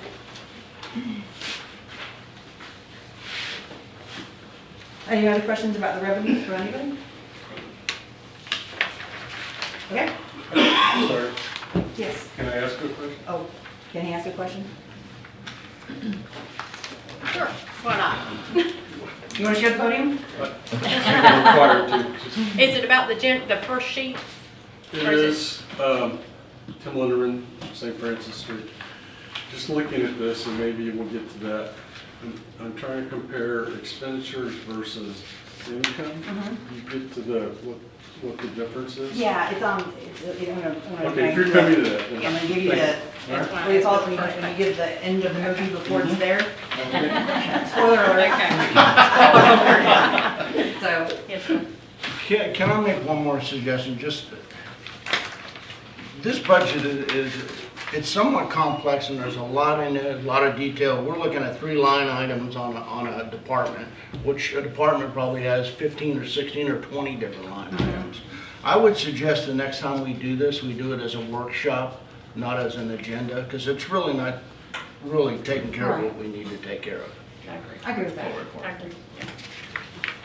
Okay. Okay, so moving on to the expense. The next page, it's categorized by the type of expense it is, so personal services, which includes salaries, retirement, health insurance, workers' comp, unemployment if there is any. I don't think I've got any. So that's what the personal services. And then we have operating expenditures, and those are those repairs and maintenance, operating costs, office supplies, so those are all lumped there. And then there's capital for some of those expenditures, and those are outlined. Obviously, they cost more than a certain dollar threshold, and then council approved them in the budget. So going through, if you just look at the available, percentage available, there's quite a few that are right around 50%. In development services, it looks like we have 78% left, and that's because we lowered the personal services because the position was vacant for 50% of the time, close to 50%, I'm not sure when Michael came on board, but that's why it looks like we have more. But it's gonna even out because we have 6 months left in the budget, and that represents 6 months of salaries for that department. So it'll be right around 100% by the time we get to the end of the fiscal year. And then the other one to note is on general maintenance. If you go down towards the very bottom of the first page, or this page, there's a 38% available. That's that capital item that I was talking about. We've spent 100% of the capital for that department, which was $42,000. It represents a little bit of the chunk of that department's budget, so it's skewed the 6-month average. So again, it's going to even out towards the end of the fiscal year. And then the same thing applies for road and street. We spent $109,000 in capital, and so that zeroed itself out in the first 6 months, and that's why there's 42% remaining. I do have a question, just while we're on this page. Legal counsel, it says 65. I thought it was 60. We have $5,000 extra in there just in case there's counsel that he can't provide for us. Some things maybe he doesn't. Budgeted. A conflict of interest. If he has Just want to something. make sure. So it's 60,000 contract, 5,000 line item Exactly. for outside service. Yes. Right. Thank you, ma'am. You're welcome. Any other questions about expenditures? Make sure. Go ahead. Good. I was just gonna make sure you note the transfers out. We haven't got the page. Oh, you're stopping at Spoiler that alert. page, I'm sorry. Sorry, Mr. Wolf. Yeah, Debbie, I have my budget from the last meeting we had, okay? Okay. So, and that's what I've been working with. There's some different numbers in that that are on here. Yes. When you talk about capital items and you say we're 95% in it, first of all, my first comment on capital items, if we've spent 95% of our capital in the first few months, I don't think that's organized. I think that we should start looking at, Doug, I think our department should look at spreading it over the year rather than the impact, 95% of $1 million right at the first part of the year. That's a great idea, yes, sir. We will be doing that in the future. This year was the first year that we've had the ability to have some of those items to be able to spend that were long overdue for purchase, so they were purchased within the first 6 months, but I understand it's. Yeah, it's something that I think we should look at and spreading it. The other thing, when I look at, let's say, development services, and I apologize for this, again, I think this should have been a workshop, you know? Yeah, that's fine. We just can't get into everything we need to. The machinery and equipment, I have a budget that says 0. Oh, And then there seems to be an expense there. Yes. There was a laptop purchase and some office furniture for the new position. Okay, and so that fell under the $10,000 Yes, sir. part that you have? Okay. So it wasn't on the budget, okay. So is there's some that are maybe more dramatic and a little bit more than that? Yeah, I mean, we have it's a fluid budget. We're allowed to move items around within the general fund to cover the costs and expenditures that come up. Not everything is in our budget is forecasted, so yes, sir, those are. So not only did we spend 95% of our capital, we spent it in areas that we really didn't know from our original budget. We added that in there, the capital purchase It of was the on- computer. Yeah, it was It's a transferred little from another. complex. We transferred that in. I'm good. General maintenance, Yes. the only one I see is over. Are we gonna be okay in that one? To be honest with you, it's, I know we have, you know, people change their health insurance options and right. stuff affects I the think we'll be budget, okay, we're gonna be tight on that one for but- sure. And same with sewer. Sewer is definitely gonna be tight, and I talked to Doug about this earlier. Once, we know where we stand with like the lift station repairs and the repairs and maintenance have been a little high, it's gonna be another close call. Now, we do have reserves in the sewer fund, but not a whole lot, but, I've already talked to, Doug and I've already talked to, told them that, it's gonna be a close call on some of the enterprise funds. Yeah, I don't usually stress about operating, I stress about personnel, and I see the water, the sewer, and the general maintenance, because those are uncontrollables at the end of the day, except for overtime, but. Yeah, the only place to take it would be from operating expenditures, and then, so you have to control at some point, right? So you have to make sure that you don't, well, you know. I learned from the best. Yeah. Any other questions about that before we turn the page? Any questions? Oh, sorry. I heard something. Okay, so the next page is continuing on with the rest of the general fund, canal, vehicle maintenance, parks and recs, and that transfers out to $640,000, and that represents that $415,000 the city got reimbursed for from FDOT for prior years' costs, and then the $150,000 increase to interest earnings that we adopted or approved at one of the last council meetings. So that's what that 640, and by transfers out, what that means is that it's going to increase reserves at the end of the fiscal year. The only way that number would change is when we do our end of year budget amendments, that it could go up or down. So that number is what we consider fluid, and we won't know until we get to the September timeframe to see what the effect is from the general fund versus the expenditures. The transfer out still includes things like boat ramp and canal fund stuff too. Okay.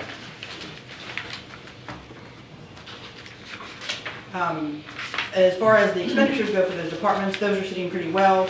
Again, summer months are starting, so Parks and Rec, Street and Canal are probably going to be affected more adversely than the rest of them, because those are definite increase to usage and increase to manpower. So. And then your total general fund, it gives you the total general fund budget to 4.8 million, what we spent to date, and where we are with the remaining. Now, just a point of fact, if you look at the bottom of this page, there is a general fund without reserves, total of 4.1 million. I took the reserves out so you get a better idea of where you stand from operating observation, because that's a one-time fluid number, the transfers. It's not something you're going to use for any purchase or any kind of repairs and maintenance or anything. It should be reduced from your normal, so we're really at 48% for a 6 month of revenues over expenses. So Did you back out capital and see what it is? no, Okay. I'm just kidding. it should go up. It should go by a couple, because the capital was around $280,000 and we have $26,000 left to spend. So So it's probably like 53. yeah, it's probably a little bit higher. Okay, any questions about the general fund? Okay, moving on to the enterprise funds. So, again, it's by category. The extra category in the enterprise funds is debt service, because we have debts for the water and sewer funds. And so those line items are included in these where the general fund doesn't have any debt. Again, we're kind of skewed on our totals because we have not spent all of our debt service. We still have debt payments coming out towards the end of the fiscal year. And that's that 68%. We made one debt payment for $87,000 this fiscal year. We have another one, it'll be coming out in July. And then we have, in the sewer fund, we also have the debt payment, and that'll be coming out in September, I believe. The other thing to note on the sanitation fund, as I mentioned earlier, it's going to be close. If those buildings don't come online this fiscal year, we may show a loss in the sanitation fund, just because we expected those in our budget. But it'll be offset by the next year's earnings, so. They're coming online. And as far as the capital goes, you can see we purchased all of the capital in the water and sanitation, with the exception of the sewer fund, and that's because the remaining balance on the capital represents the repairs for the lift stations, and we haven't done those yet. Any questions about enterprise funds?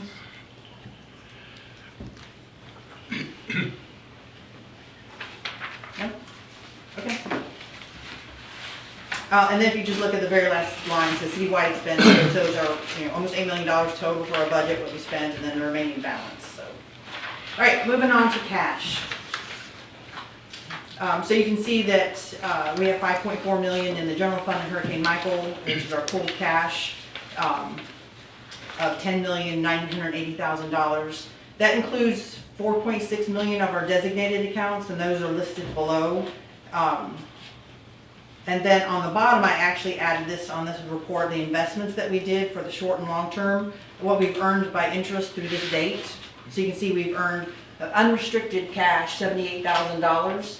I didn't include the restricted cash interest earnings, since we can't use it for general operating. It has to be restricted back to the enterprise or the impact fees.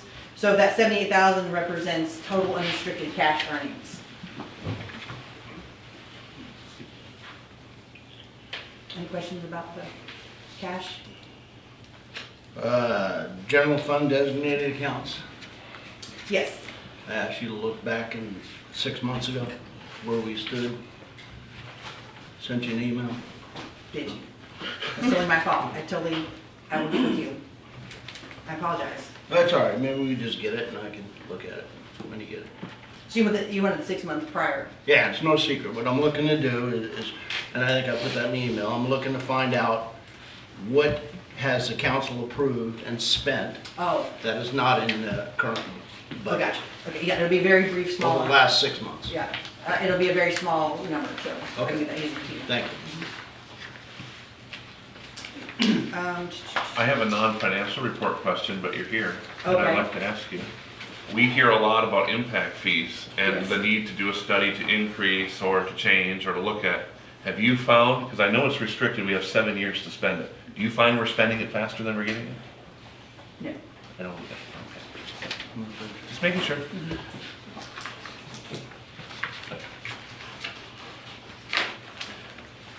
All right, any further updates on the tasks that you have going on for the Yes. bank reconciliations and things of that nature?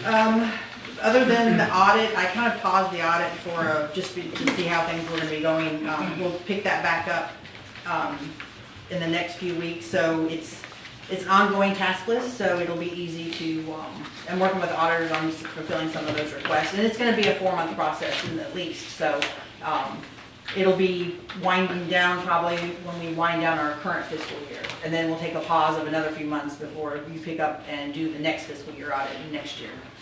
But other than that, then it's same old bank reconciliation, FEMA projects, and budget prep. Do you think we'll make July 1? Yes. That's what I was going to ask. Yeah, we're definitely going to July 1. Yeah, we're behind. Yes, I do have work papers, and it's just going to be something that, Doug and the department heads will be, working on, and then when I get back to me, it's just a gather interest. So, Well, hold on, we were talking audit July 1, right?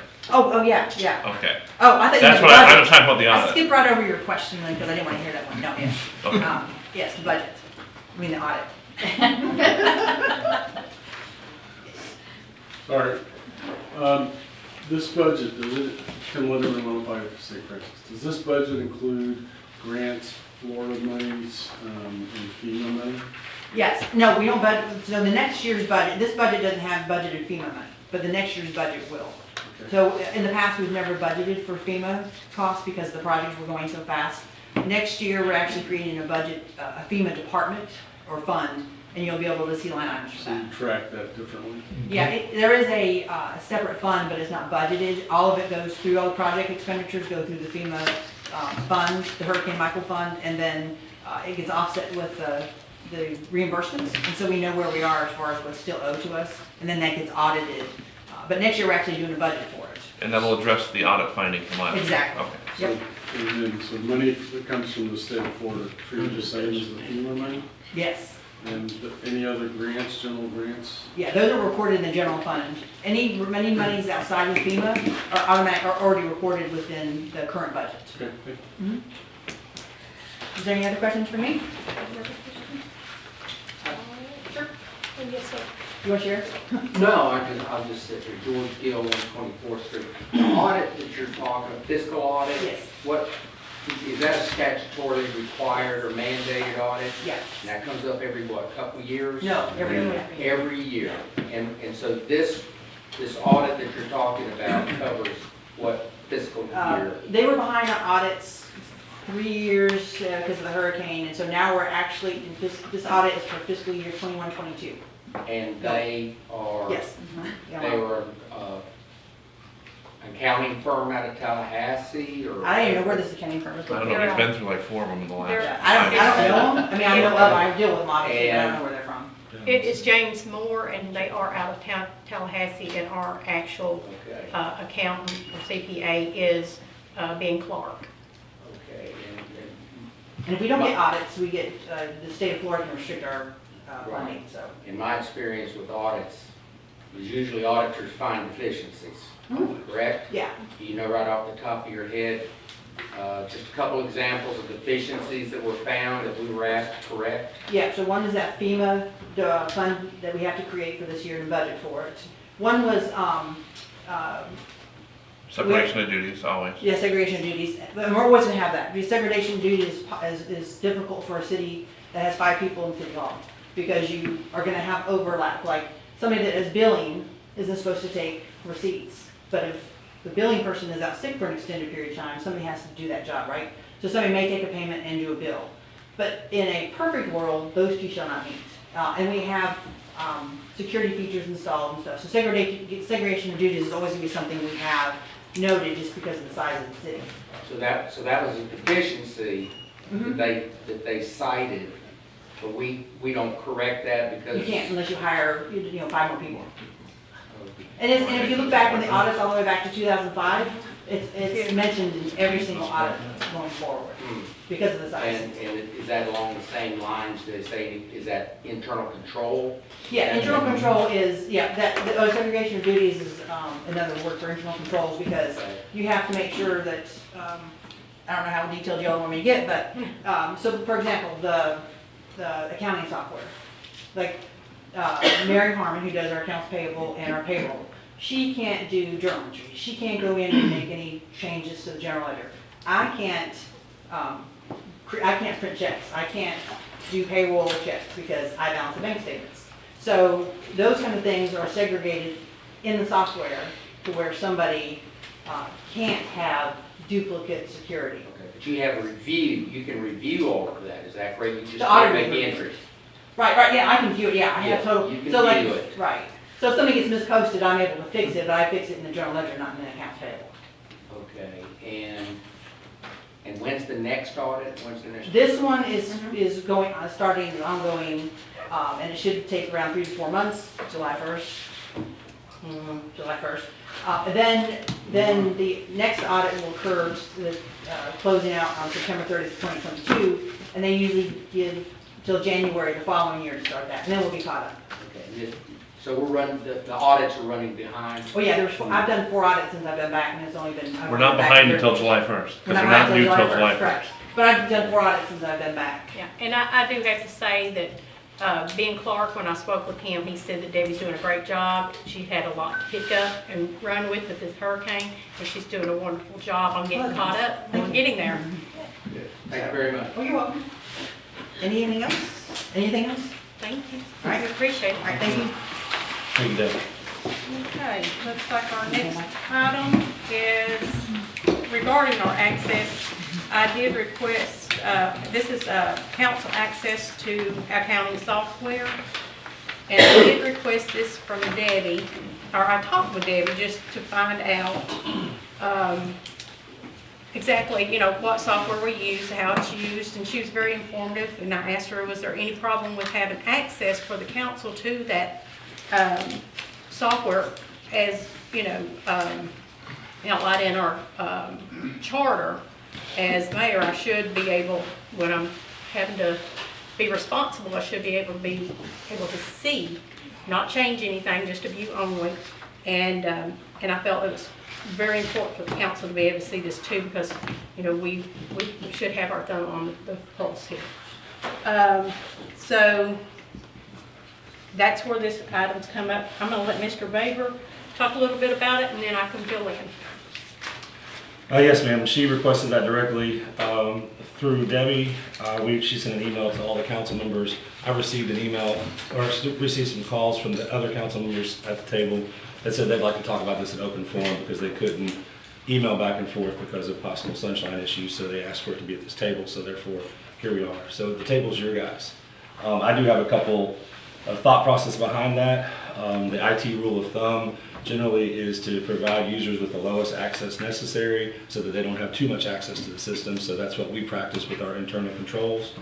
We also have things that would limit the possibility of misinterpreting information. Should you run a report or accidentally alter a report, even if view only, you could download a report and then change it. I do feel that there's concerns that if you download documents from our software system onto your personal computer, that personal computer becomes a public record, opens up your personal computer to public record searches. I do think that there's a possibility for password sharing. The opportunity behind, I cannot manage up for a council member. You guys are my bosses, I report to you. Should you do one of those things even by accident, if I have a staff member that does that, there's repercussions for that. Should they, cause some kind of issue, we can deal with that internally, but I can't manage up. So I just want to make sure those points were addressed when you guys make your decision. Ultimately, I'll do whatever you want. It's a transparent public record. You can ask me for a document. I don't think we've ever turned you down for any reports that you might actually have to have. So we're open the presentation for the 6-month review. We continue to do that monthly for you guys and then quarterly. I do like Mr. Wolf's idea behind having it as a workshop so that we could drill down further. We are going to have a much better presentation this year at the financial budget hearings. I believe you're going to be far more impressed. Last year was a big step forward for us in our presentations for budget. I do feel that this summer's presentations are going to be even farther beyond that, and especially with your input. So I just wanted to add those internal concerns. And I did follow up with Bay County IT. This would not be any kind of VPN network, so it's not an issue to somebody hacking in, but they could take this document somewhere else and do something. But there is some external things that we could spend some money on if we wanted to that allow like open checkbooks or Gov, I forget what the Gov services is that offers as part of, Springbrook has that. ClearGov. So they have some sites have that, like Milton, Georgia, and I looked at Palm Beach County, and you can actually drill down on the website, and every resident can see that. Those do cost money, but our software does work with those. So that might give you an opportunity both ways to do that. So thought I'd pass those ideas along. Those are some kind of due diligence things I was doing in the background. So that's all that. So what the timeline was on this, I asked this to Debbie on a Friday at 9 a.m. and then I get an email. I emailed out because she asked me to send it to her and Doug. She didn't have any problem doing this. And I want to go back to the reason I asked for this, actually.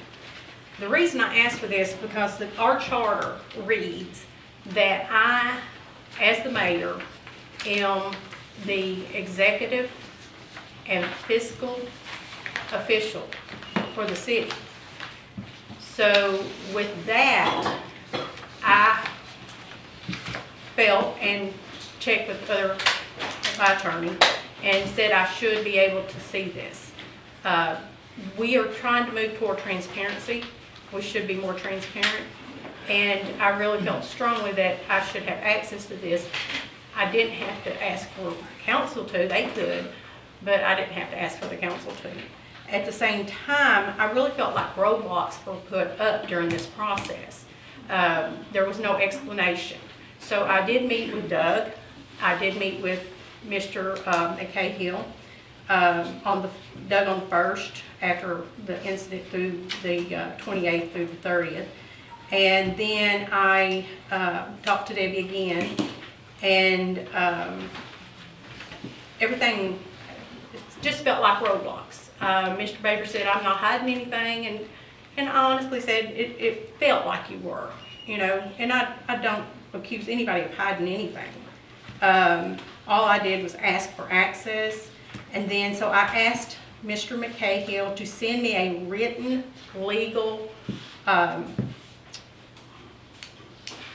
opinion on why this was preventing me from getting access.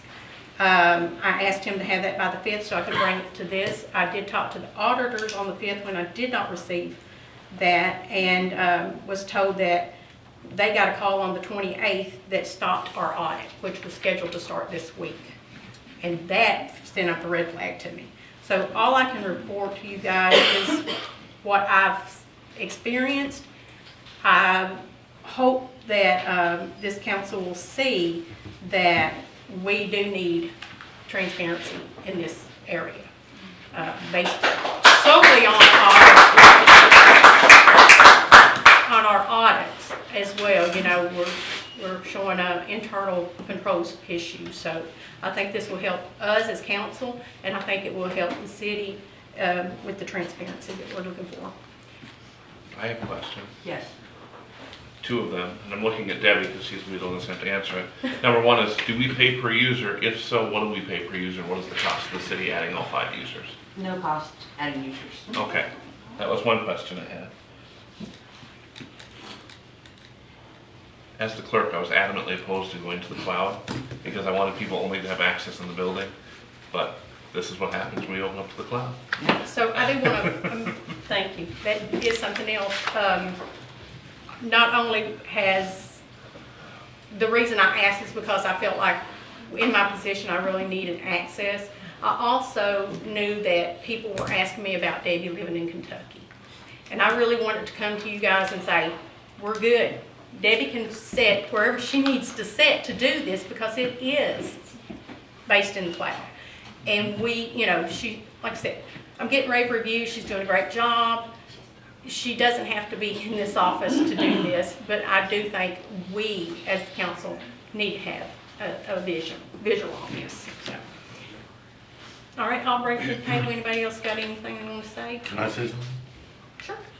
I don't think there's any question that this council can vote to give themselves access to this software. The question, and I'm still not ready to give that opinion yet, is whether you as the mayor can ask for it unilaterally without the council being involved with it. And if the council votes today to give themselves access, that will become a moot point. If they vote no, then I'll have that opinion to you by the end of the week, whether you can just do it unilaterally on your own. And since it is here for a vote, I do have a question for you. Being this email was sent from the mayor to all of us, do we need to read it into the record, report it to the record for sunshine, or just state we received one? I think, because this is now a voting issue that has been discussed in email. True. It has been. She sent factual information in an email that I don't necessarily think is wrong. Now, if any of you guys would have answered the email and a discussion ensued, I think that would be a big problem. At the bottom of that email, it states, if any of you have any questions or would like to speak to me individually, please. No, that's not what it said. So, at the same time, when I went forward this, I already had council opinion that as the fiscal official, as an overseer, as a, Did you need a copy? Yeah. is that I was asking as an official and being able to say, you know, not only do I want it because I have that right, but I also would like the council to have it. So I don't think there was any sunshine laws being broke at that moment until it came up to, hey, we're gonna take it to the council. We're gonna block you from doing anything, we're gonna take it to the council. So, At the bottom, it says, if anyone has any questions, please feel free to contact me. well, you know, I do that with my students, and that was probably just out of habit. But at the same Okay, time, it I'm not- wasn't coming to council when I sent that email. I'm just saying. And again, to avoid, I think we're clear as long as we disclose it happened Yeah, before I the think vote you're- happens. It's That's probably, what- it's probably a good idea. At the point, it wasn't a voting situation either, so. But if they would have contacted you and started to discuss it, Then it, if any of these guys at would still have done the that, that would same have been a time, problem. Clint, still at the same time, my position as mayor, and I would think anybody in this room that voted, not even for me, but just a mayor position, you're not voting somebody to just be, just come to the council and vote, because that's not my position as mayor. I understand. I've always thought the sunshine laws make it really hard to get business done because everything has to be done out in the open. But that's what the law is. And I think this may segue into something else that I didn't know if it should be a citizen comment or now, but I've been trying for years to do a charter review. And with conflicts in the charter and ordinance 680, it might be time to look at it. Because we need to What is clarify. ordinance 680? That's the one that gives power to the administrator. So the charter also says in 7.02 that if there are any ordinances that are in conflict with the charter, And that's what we need to review. that it is repealed. It is void and null and void, and it is no good. So that specific thing is not good. We only give him the power that we give him. I'm just saying I don't have the answer ready for you, whether you can do it unilaterally or not. Yeah, I think the ordinance If the council votes to do it, you guys are free to do it. I guess. I think I would like to table this until we can get a, I'd like to table this until we can actually get a, legal, written legal opinion. Can you get the opinion of the table, can we? I want it in discuss writing. this? Can we discuss this now? or- But I mean, you think can I'd still like to table. vote. You can still So, vote does anybody to want give to? yourself access if you do it. No, That would make the other thing move. Yeah, I think, the first time I saw your email, obviously I didn't answer it, but I read it. The first thing I thought of was 1995, 96, that I was a general manager of a company, and the first thing they came to me, they said, we're gonna do a computer audit. That was what I was thinking to myself. I'm saying, what the heck is a computer audit? Okay, so we're gonna do written security policies. Who takes care of passwords? Do we delete passwords when employees are gone? And that, so I'm saying to myself, do I want access? Do I want access at my home? Do I want access on a laptop? So my answer, I'll answer you now. If I do want access, because I want to drill down into the system and understand it, and have a responsibility to these citizens to make sure our money's spent. But I have a problem with the process. I don't believe we have any of these audit things. I don't know where we would fall. I don't know if we have an administrator. We ought to look at that first, see how secure we are. And then, I think the approach ought to be, for right now, is open up a computer in the system, in the city system, that we can have access, go into the office, sit there, drill down, do what we gotta do, and then walk away. Will be our best approach. I think that's a great idea, but as mayor, I would like to request, as my position as mayor that's stated in the charter, if that is a issue of having security and being, like Mr. Baber said, on a personal computer, then I would think that the city can provide me with a computer with, so I can pull up the software and look at it at any given point without having to come into the office. So I, again, would like to motion to table this until we can get a written legal opinion. And what is the legal opinion asking? Whether you can do it unilaterally or not? What my position is, based on your charter, based on the fact that, 2.05 and 2.07, or 027, whatever it is.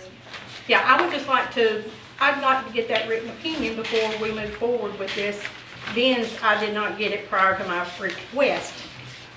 So, and I also have, you know, issue, I want you to, which I mentioned in my email, for you to look at the ordinance that was stated to me by both Mr. Baber and Mr. McCahill. Ordinance 644 was a reason that I could not get it. And that is an old ordinance that has actually been replaced by ordinance 798, which has to do with employment, and I'm not an employee. Isn't it a request, isn't it a request from the mayor? It's being a request from the mayor. Ms. Mayor, when I said it earlier, I said weak mayor. I didn't mean weak mayor as she's weak. I mean, I meant it as that's how Bay County identifies it, weak and strong. Yeah. And So- our city is a weak mayor. So No, we sir, need the we're not- council to I'm not vote. ceremonial. What? I'm not, it says all ceremonial. Do you have a question, Well, I just sir? had a comment. Okay, that's fine. Go ahead. My name is Walt Kinsey. I live on 42nd Street. I was looking at the charter. The charter says, I think it's in section 2, the mayor is the chief administrative Chief elected and administrative fiscal officer. Mhm. So that's by the charter. I don't think the city council, and I'll defer to legal counsel, but I don't think the city council can override the charter. I think that has to go to the people to vote on it. So, but we'll wait for the opinion, but it seems to me that talking about weak or strong mayor, that's a word we're looking at is, what does the charter say? What do you think that's out there for? Why do you Charter? think why do you think the Florida, the state of Florida or Bay County has identified weak and strong mayors? Because it's a council vote. It has nothing, excuse me, I'm sorry, I didn't mean to interrupt. It's a council vote. I mean, it's something that's brought to this table and it's voted on, and that's it. I think we should get. Doesn't mean she can't bring it up. By all means, she's in charge of this meeting and she directs things. I understand that completely. So, Well, I would suggest that we wait for legal counsel's written opinion, but that would be an issue, you know, what prevails? Is it the charter? Is it Bay County? Is it the state of Florida? I mean, we have a charter. The people voted on the charter. It can only be amended by a vote. So the way it stands now, that's the way I read it, but we'll wait to hear from council. thank you. So, And the 56-year charter needs to be reviewed. the, 56. Okay, can I say 1985 was the last time. Was it revised? Revised, Okay. yeah, 1985. So it's 37. So, yeah. Can I comment? Yes, sir. Thank Absolutely. you, thank you. My opinion is, it all started with your email last Friday, and then you emailed Debbie Sunday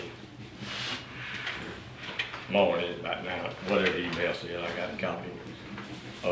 And you said today in the email, you wanted it today.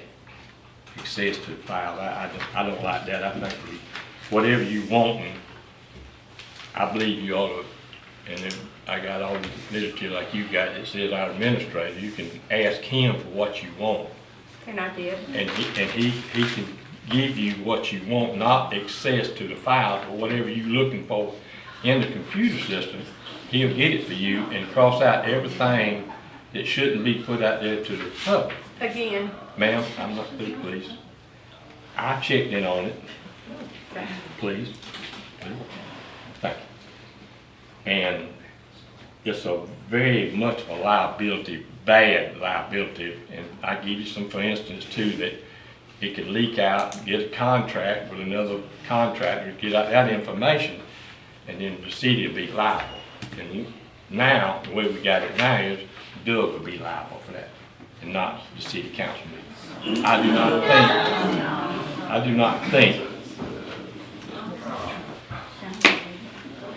Okay, so I would like to I'm answer not that. through, Well, but go ahead. can you stop? Just let me know when you're done. The gallery back there, please. Thank you. I do not think that we need to let the city council have access to software. I believe if whatever I need, whatever, I can go to Doug and ask for it and receive that. I can. What you asking for is access to my personal files. And That's not true. yes, ma'am, if you get access to the software, then you will have access to my personal files. No, sir, that's not true. Just the accounting software. Social Security. What you asking? No, it would lock be down. locked down, yeah. You can I look understand, you can, but you can We get in there already now. discussed And plus, when bringing it to the table, as being a mayor, you just one vote. You have control of the meeting, but you still just one vote. Asking people to do something in one day, it's just something shouldn't happen. You should go through our city manager. And if we don't need, if we have to go around Doug, or if you don't think we need Doug, then I think what you need to bring to the table is, let's get rid of Doug. I mean, that's, Everybody together? Sorry.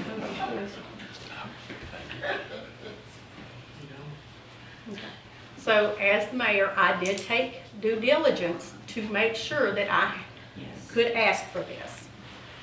Again, I would like to table this. Okay, I'm gonna open up to the public. I got a lot of hands out here, so I think y'all deserve it. Mr. Steve. I'm sorry, no, go ahead. Council, I appreciate this topic coming up. Steve Cox, Charles Corner. First off, I respect every one of you up there, you know, for the job you're doing. But your job, in my view, as our elected representatives, like Rich says, you need to have your eyes on this stuff. It's our money.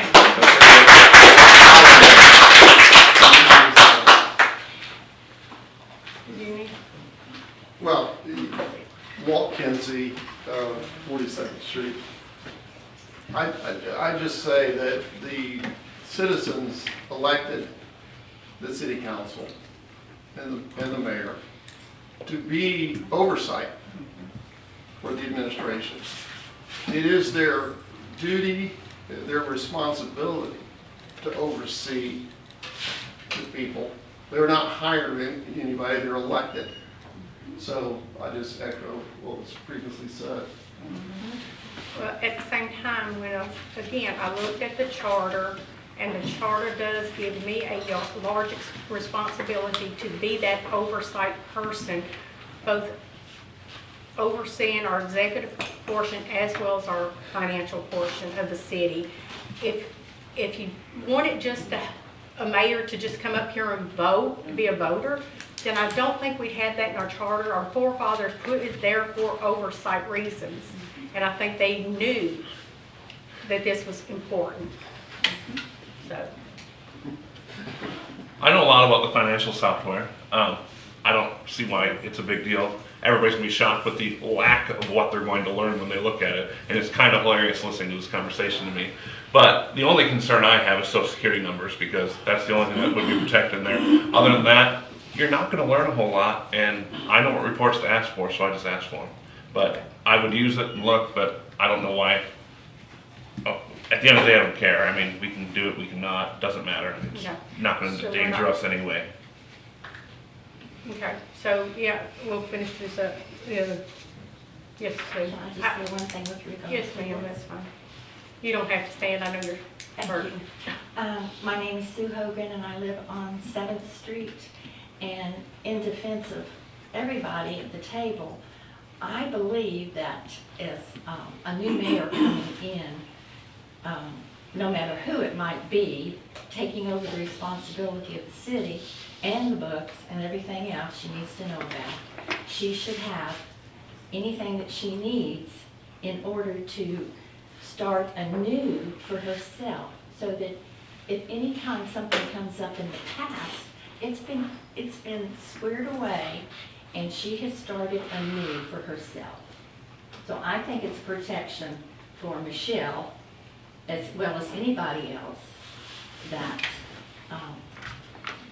that she needs to be able to clear all the records of the past for the new records that she's going to be responsible for, is what I'm saying. All right. Mr. Tim? Tim Linderman, St. Francis Street. So I just have two questions. Can you lock down the information so it can't be changed when someone's looking at it? Yeah, so as soon as the information is posted, you can't change it. Okay.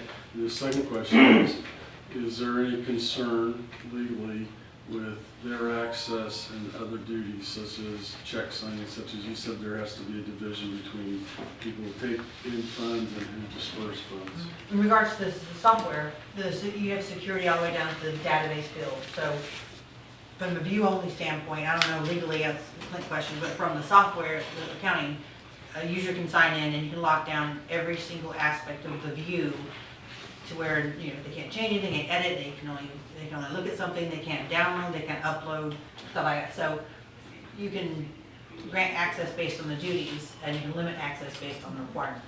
Is there any access to personal information or can that be blocked? So it's a payroll module, and so payroll is locked down. Nobody will have access to payroll. Right. So, I mean, all these are things that we discussed. So I've done my due diligence. I don't have to request that the council have it. They don't have to have it. But I do need this to do my job. It's a tool. I need this tool. Can I ask a question? In the charter, it states that you're the chief elected administrative and fiscal official. Does that, and the charter does take precedence over any ordinance. So you're basically, are you saying that you think that the ordinance with the city, that has the city administrator duties and responsibilities, you know, to hire, to fire, to do all those different things, you think that that's your job? No, that's not my job. My job is to be there for Doug and make sure that Doug, I mean, he's reporting to me, and if we see anything that's up, you know, we'll discuss, and we'll discuss, does that need to go to council, or, you know, we look at agendas together, we discuss everything that's going on in the city. I mean, well, it's been a little over 2 weeks. You know, he tells me these things, and if anything major came up, you know, we could get that out to put it on the agenda, we can get it out to the council that way. Doug doesn't need to be going between council members and having to ask questions.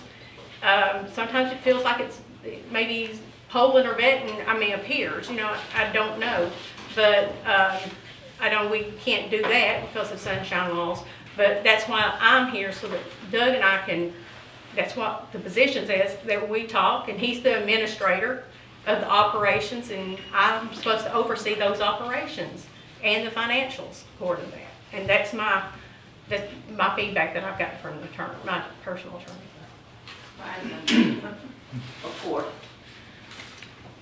All right, we elected council. We did not elect Doug. Doug should not have total control. I have fought this for years. It's not just Doug, it's the position of being a city administrator. Because the council should know who he wants to hire, who he wants to fire. The council should be aware of the operations of this city. Otherwise, I don't know why we have a council. We wouldn't even need one. We'll just use Doug.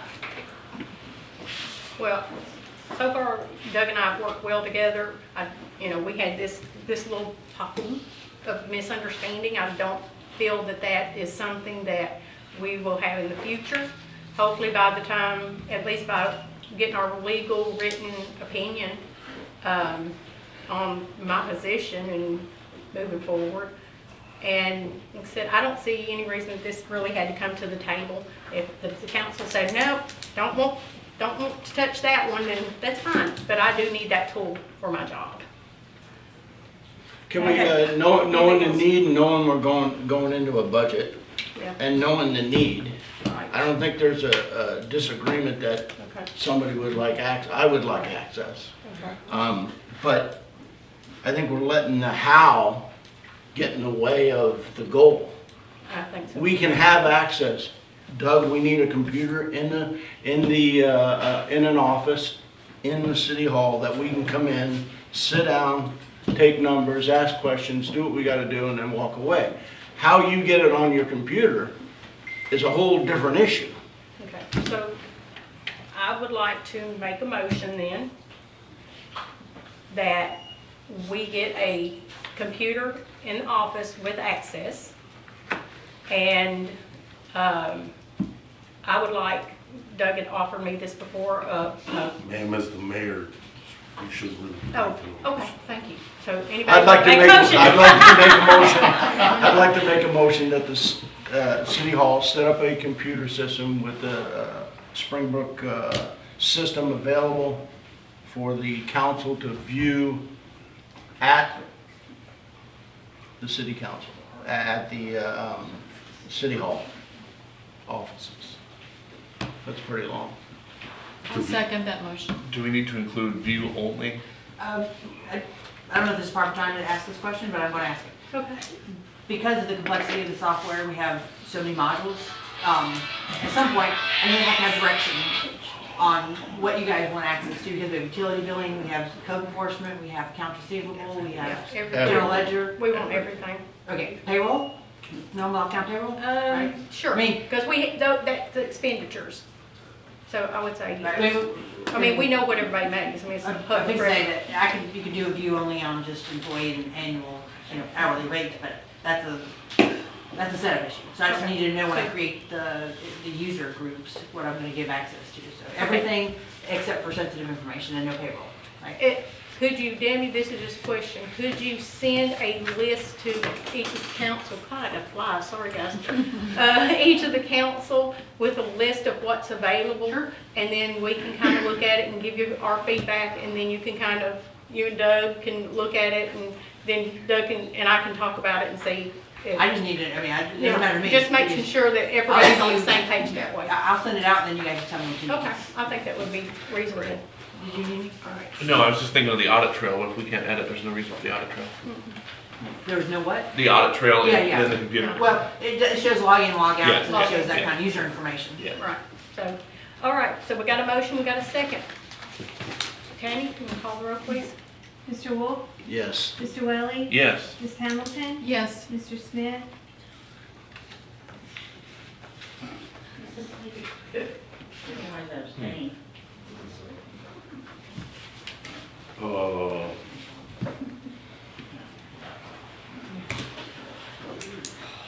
Yes. Mayor Miller? Yes. All right, can I clarify just a couple? Legal opinion. Well, yeah, because you guys have access. Well, you know what, I do want to get a legal opinion on my duties, if you're saying that there's anything in the charter that's Well, I different just from think what I'm there's- foreseeing. So you can just put it in writing. All right, that sounds good. That'll work. Okay. Yeah. Thank you. Okay. Last thing, well, not the last thing, next thing on the agenda is operational expenditures.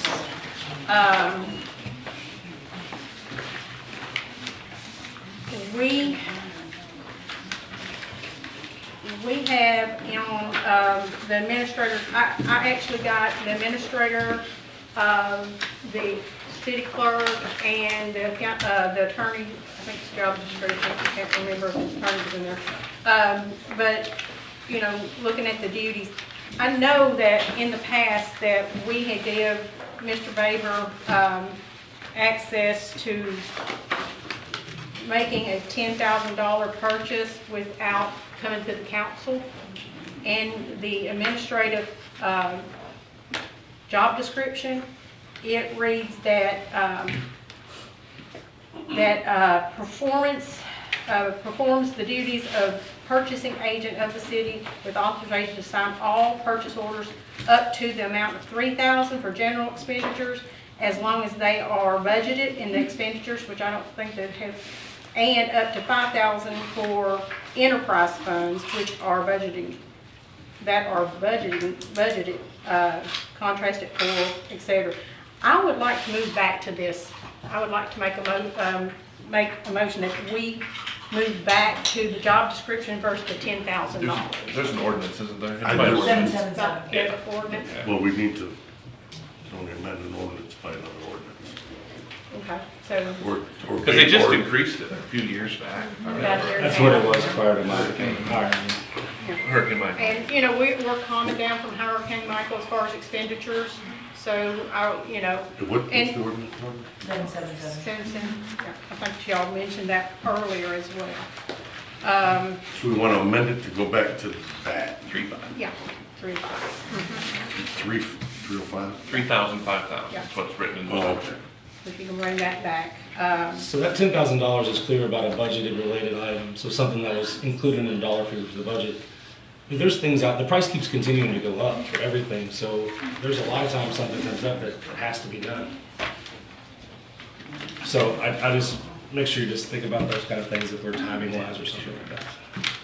Okay, so, another item as far as I'd like to bring up under the operational expenditures is that we got a new truck, and I didn't know about it till recently. So I know that Mr. Baber's driving this truck, and he's driving it to his home and back.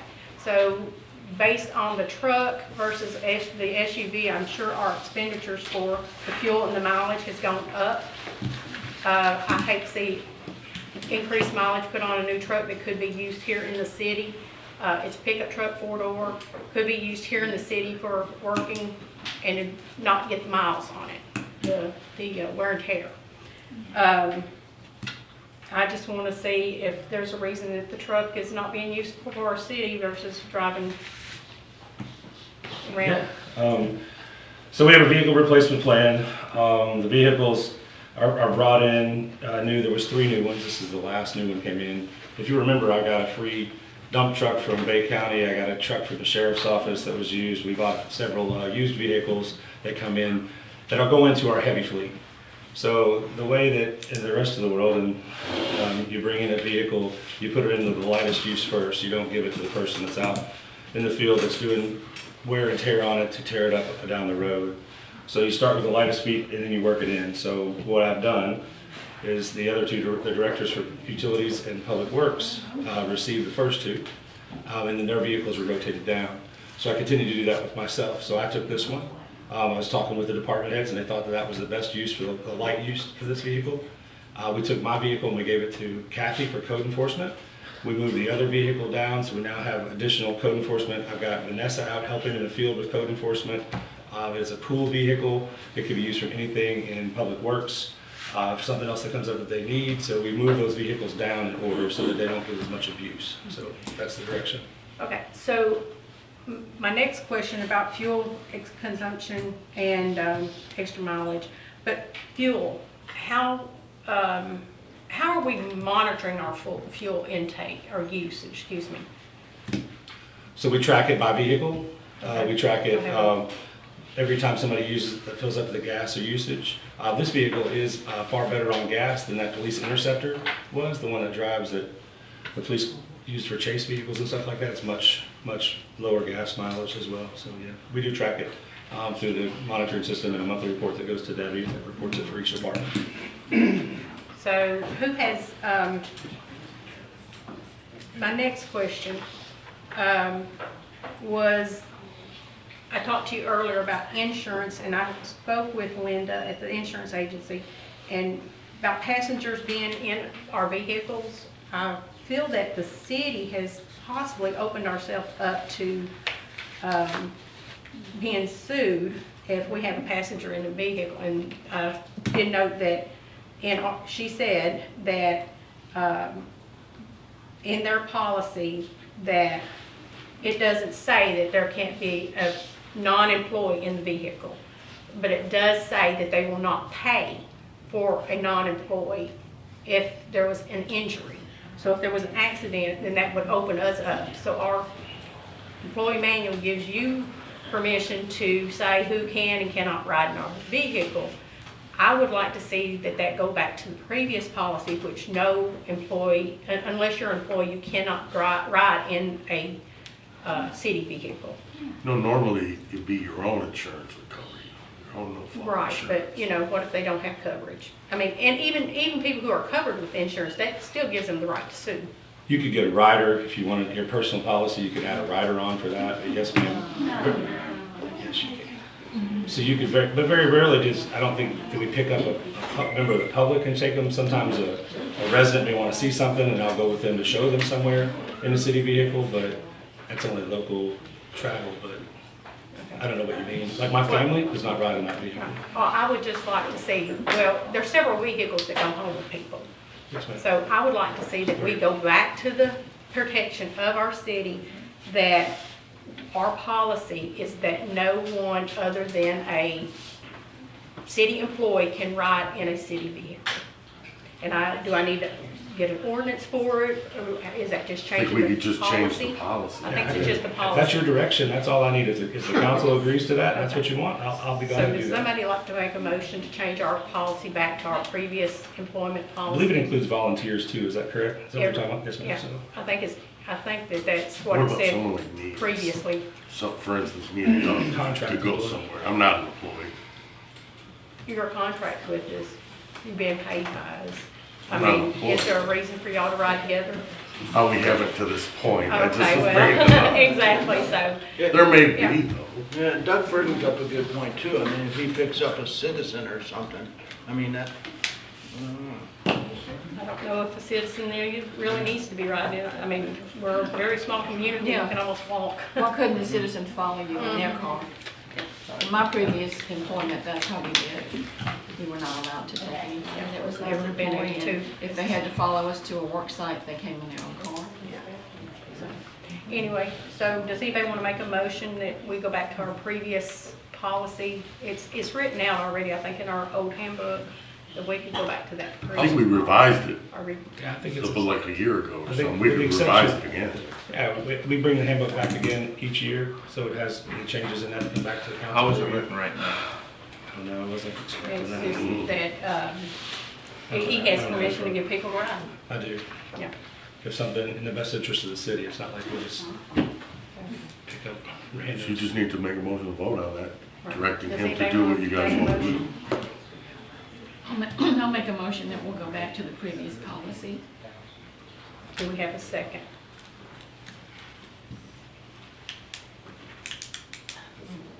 So we want to take liability.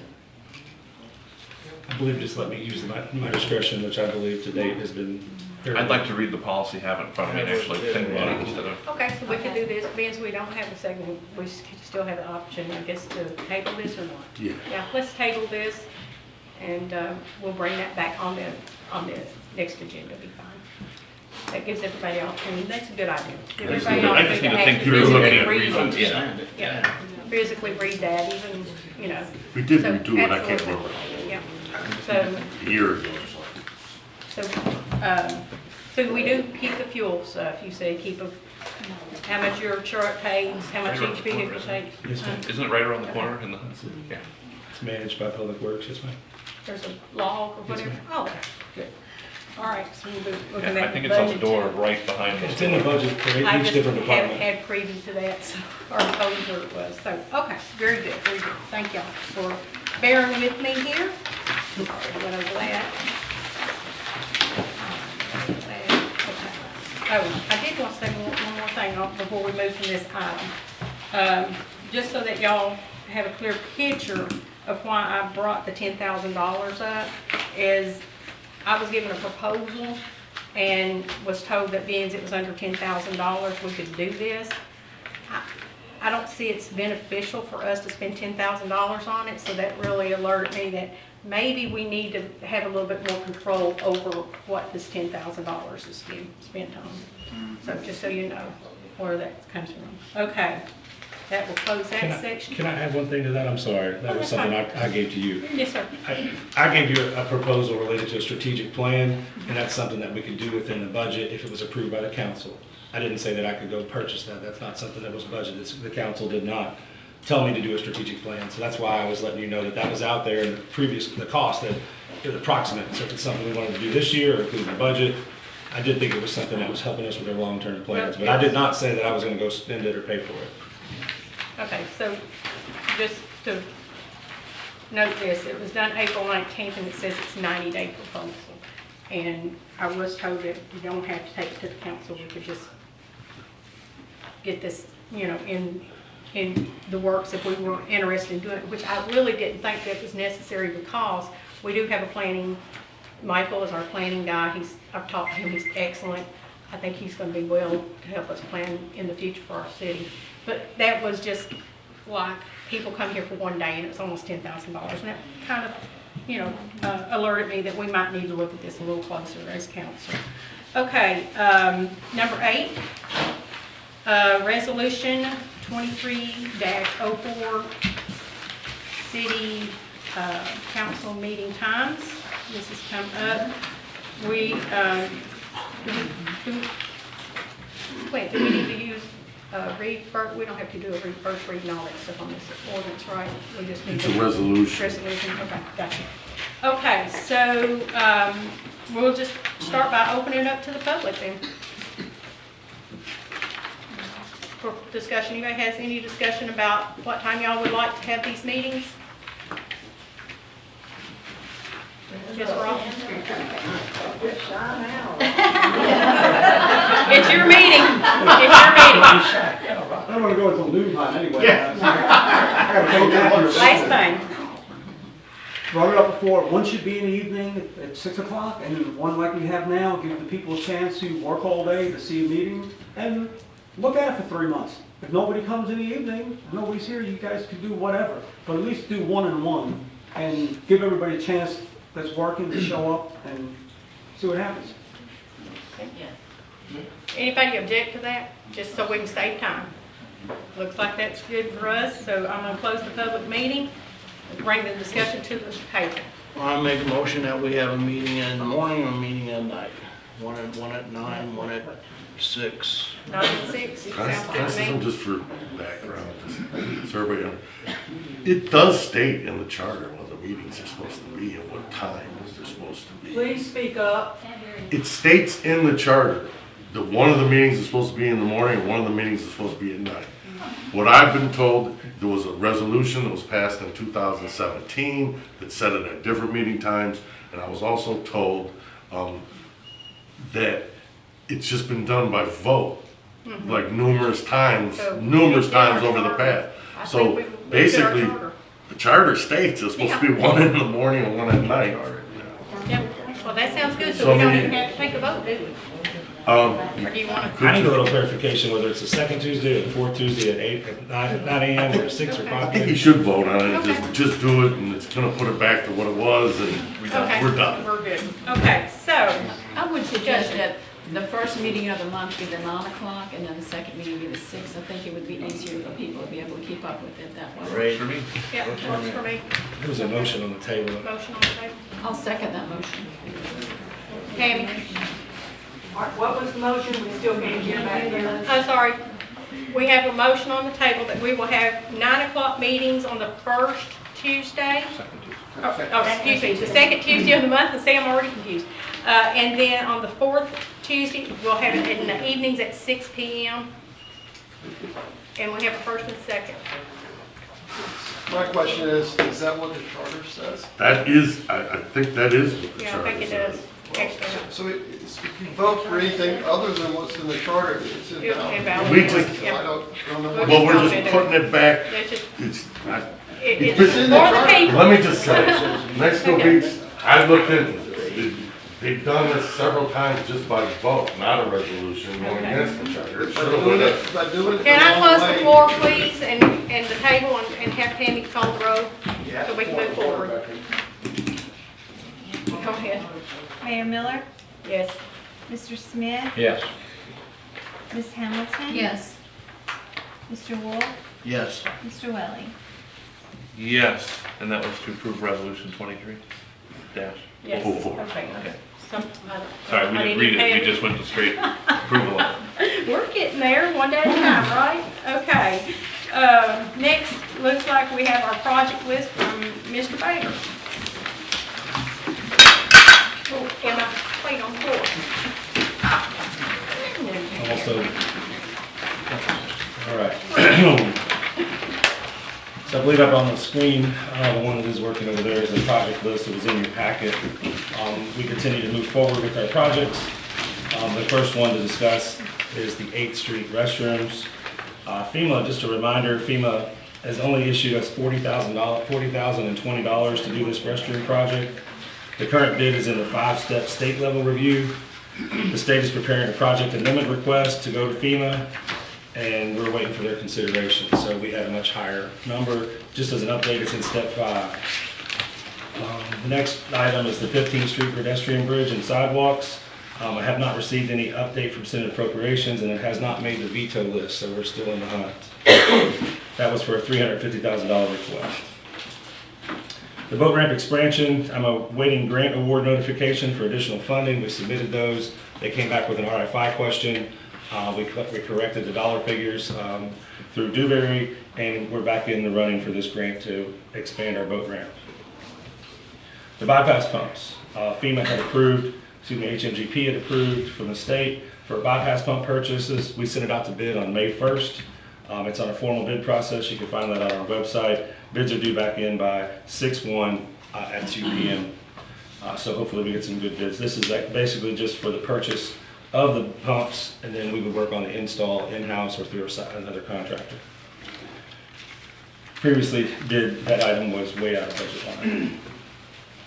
Citywide stormwater repairs, we're working with a contractor to close out phase 1. They're finishing up those items pretty quickly around town. I believe they're actually working behind City Hall here in Charles Corner, that neighborhood right now, behind us. We met with the contractor on May 1st to discuss a pre-construction meeting for phase 2. Phase 2, which was approved by council, would be the 48-inch line that goes down Florida Avenue. If you've noticed, you'll see some of those pipes, those 48-inch corrugated pipes coming in on Florida. They're set in the city's right-of-way so that they can access those as they continue to work down the street. They will start from the corner of Florida and C Street and work their way all the way down to the other end, westbound. Page 2, the dredge purchase. So far, they're working on this, just to update on what we're doing with the current dredge. We're working on installation of the new motor and the old dredge, and the new dredge is expected for November of 2023. During my city administrator's update, I do want to talk about where we stand on the dredge, so I'll come back to that separately from the current dredge. Okay. The jetty. Environmental assessment has begun, a kickoff meeting on April 20th of 2023. So MRD is our contractor that is doing that for us. This was previously done by FEMA. They gave it back to the city to handle it because they didn't have the staff. So we're working through that environmental assessment on the jetties. That is the one that is farthest down the tracks through FEMA. The marina boat slips with covered lifts. I do not have any updates at this time. We are receiving requests from even other owners that would like to, or people that are leasing it to add a lift to their boat because they're still going to start happening in other places. And we do have administrative policy for that, and we're working through that. Parker Park, FEMA's obligated $50,666 for this restroom rebuild. The current bid is also in step 5. We're waiting to hear back from FEMA on this consideration for this far-reaching bid that was, I think, $700 and some thousand for Parker Park for the restroom. We've already started working to install the playground that was given to us by Bay County. And in our capital improvement budget, including an additional $10,000 grant that we received, we're working to do the pavilion that will go next to the playground to have some covered seating. We're not to the bathroom portion of that, but we do have that in the budget to build a playground and a covered pavilion area right there in Parker Park, so it has some shade as well. So those are both in the works. The Parker Park waterway, that's still under review by the developer. The city has not expended any funds towards this project or any kind of pursuit other than what has become before the council from the contractor, developer, excuse me. The pier, we submitted updated plans of the scope of work emissions documented to FEMA for their review on May 1st, 2023. This was a big step forward for us. Everything is turned into them. The ball is at their court now. They made us write a very lengthy narrative. So Atkins has worked through that process with them so that we met with them virtually to go through every ask that we had included in there with the Civic Center, with the pier, sidetrack, with the bathrooms and the pier and the accessibility and the ADA requirements. And that one is actually in their court now, so that is great news that we've turned everything that they asked us to do in. So now we're going to keep prodding them to get an answer back. So we've done our part.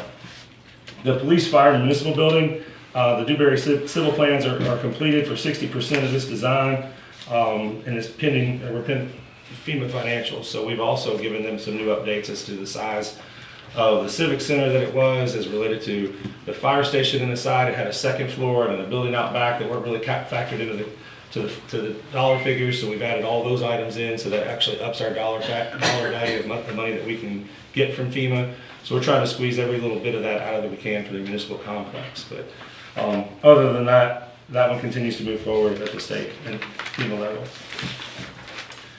The surge gate for the canal, I have no update for this. We've actually tied the funding for this to the regional stormwater project, and the bids for that are due by May 19th at 12 p.m. We open those in the conference room just like any other bid, and it's posted on our website. We did have some good questions come back about that RFQ, and it is moving forward, so hopefully we get some good bids. Under the Palms Park, FEMA's obligated $50,001 for this restroom rebuild. The current bid's also at stake 5. We're waiting for FEMA to come back on how much money that they'll give us for that. We estimated $426,000 or something for what we needed to build. So we've done that. We're finalizing the FERDAP grant to bring back to you for a design at the next council meeting. That's going to show you where the exercise equipment's going to go around that walkway. There'll be a pavilion that'll be included with some seating areas out of that $50,000 grant that we got from FERDAP. And we'll be bringing those plans for the council before we move forward with those. Underwater debris removal. So the permits are all under review. Dewberry has sent those in. We had a task order for them to do that. And we're waiting on a task order from KK Storm, who is our contractor that's going to remove that debris from us. So they're looking into how they would remove all that, if it's barge, or how they're going to load that out of there. And then they're going to come back with something that I'll bring to the council for you guys to review. Do we have to permit for that? We don't have them finished yet, sir, but they've all been turned in. Regional stormwater facility. I stated earlier, the bids are due by May 19th at 12 p.m. We're just kind of waiting on those results to come in. I'll keep you in the loop. Nanook and 14th Street lift stations. Dewberry is finalizing the set of plans on 418 for staff review. We've looked at those. We've kind of given them some ideas back on what to do to repair, to alter those a little bit. And then we're working towards a presentation to council after staff's final review, so you can see what those two are going to look like at those two locations, and then the funding cost of what it would cost to move forward with that. And we have actually put money in our budget this year for this project, as well as we're using impact fees to cover that cost. So you'll see more of those in the coming days. Boat ramp and seawall repairs. We're gathering quotes on materials for those pilings that cover up. You can see some that are holes are busted in the sides of them. And they need to be repaired because the concrete has been collapsing and dirt's washing out through those holes. So we've been working on the maintenance of those to bring back the cost estimate to you guys to move forward with those. But we're taking care of all the emergency repairs that has to be done in-house. So those are the kind of things that are budgeted in repairs and maintenance, but not specifically which one's going to be. So we've been handling that through Tommy's department. Moby mats. Mr. Wolf brought this up a while back. We've had several discussions. I have a meeting set up for May 16th at Sunset Park with this person. We've been waiting on him to come to town to show us exactly what he could do, if it's a viable location or if he had a better location. And we finally have that coming up next week. So we'll have more information to bring back for that. But on the project list, if there's any questions about each one of those, I try not to get you fast. Yes, I have one. On Parker Park, where do you, I hope that you're gonna move the bathroom location, the restroom. So you're gonna move those back, so they're not right in the middle of everything? Well, that was part of our, we had that community development, can I answer? I'm sorry. Yeah, absolutely. As part of our community plan that we did, we had a workshop on that and where they'll be located. If you can picture where the stage is, if you're looking from 98, Right. it goes kind of like in this order. The stage, then there's a playground a little further back, and then there's a pavilion next to that, and then the bathrooms are just past that. So they're not dead center. I know. We'll have the doors facing the right way. Potty Park. Make sure the Those fish were nice though. Make sure the bathroom door is open toward the back and not the front. Oh. Okay, Mr. Baber. That was a joke. And that staff report, you can continue. All right, sorry.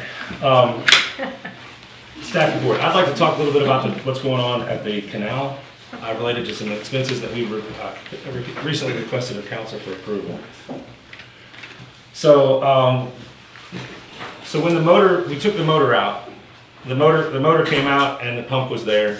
The pump had shot bearings, the pump was destroyed, the packing, everything that goes on around the axle, the shaft that goes through that process. I'm sorry, not a mechanic, but in essence, the whole thing was destroyed, right? So when you took it apart, you couldn't fix the other piece, so we had to order some parts to come in. We're waiting on these bearings that are supposed to be here today, so we can start the process of putting it back together. Once we get it, and Troy has everything prepped, ready to go back together, but that's gonna take almost a week to get that motor and everything up to run. So an unbudgeted thing that had come up, so I need your direction on. So we had money additionally, we had up to $40,000 that we were gonna spend. So we contacted Mark, who's our KK Storm, who does a lot of our debris and all those things through our contract. And we needed a long reach excavator just in case the canal sanded over during the time frame. It wasn't supposed to be 2 weeks, it was supposed to be pretty like a week. And it had sanded over. We could use that long reach excavator to keep the canal open so that boats and tourists or whoever was coming in and out could utilize that canal. Well, the storm came through and pushed that through. We had to expedite that plan. We got Mark here on a minute's notice. He got his machine ready, mobilized, and brought it here and has been cleaning it out, not every second of every day, but as it starts to sand over so that we try to have enough room for at least one boat to get through in and out. Preferably we would have 2 boats could pass and go in and out, but right now we're just shooting for 1. Right now I think there's 2 actually right now, but he's got that cleaned out. Our staff is continuing to move the sand. We do have permits for this to do what we're doing. It's just going to become a little more expensive than we had planned. So I wanted to kind of update you there. So we get a rate of about $20 an hour for them to do that machine. Roughly we've spent around $9,000 for the first stretch up until now, till before yesterday we were at $9,200.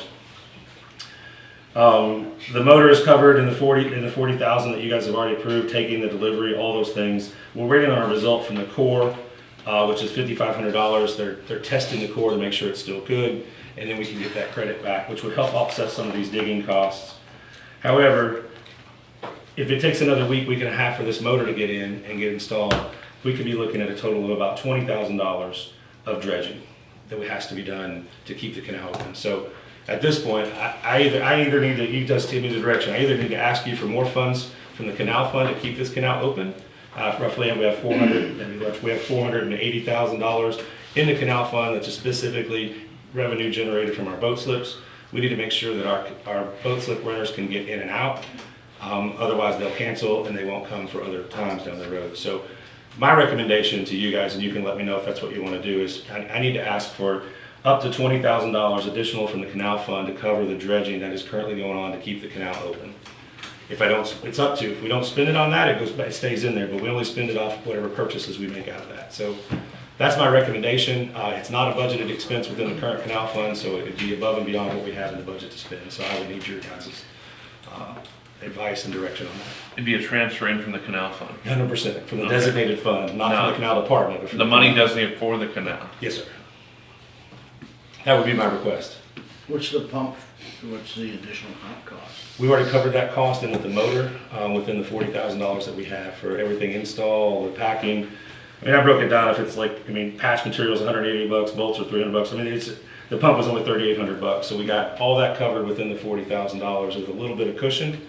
But this excavating has started to rack up, so beyond what emergency that we thought we'd have to have.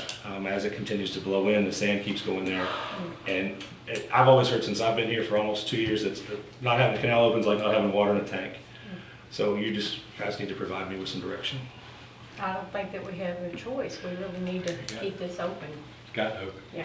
No way. So I'll formally go, Tommy. I would like to say one thing. I tried the last time the dredge went down, we rented a long reach excavator and dredged for about a month and a half. I tried to get one all the way to Tampa, Florida. There's no long reach excavators that can be rented right now. Went through everywhere in Panama, called Jacksonville, called Tampa. So what we did, we reached out to someone we thought might have one, which was Mark Garrison, and Mark does have one, so he was able to mobilize and get down there and do it. If Mark hadn't have done what he done as quickly as he done it, the canal would be sanded over now and no boats could get in or out. So that was kind of where we're at. We were going to try to do it in-house, but there was no way to get a piece of equipment down here for us to do that. Yeah, I got it. I have a question. So my recommendation. Okay. Somebody spoke.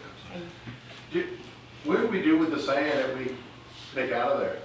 It's piled up. We push it down the beach, like beach renourishment. Yes, sir. That's what we're doing now. Our people are actually taking the sand down, taking it down towards El Governor that way. We put it on the beach. The only thing we have to do is be really careful. We are in turtle season now. So that, we're very careful at what we do with it, but all the sand stays on our beach. We don't, it's used to help our beach. Very good. Okay, sorry. Yes, sir. So my recommendation, and I'm asking for the authority to take up to $20,000 to cover the dredging expenses to keep the canal open while we work on the motor. I make a motion to approve $20,000 from the canal fund dedicated to maintaining and keeping the canal open. I'll second that. Okay, Tammy?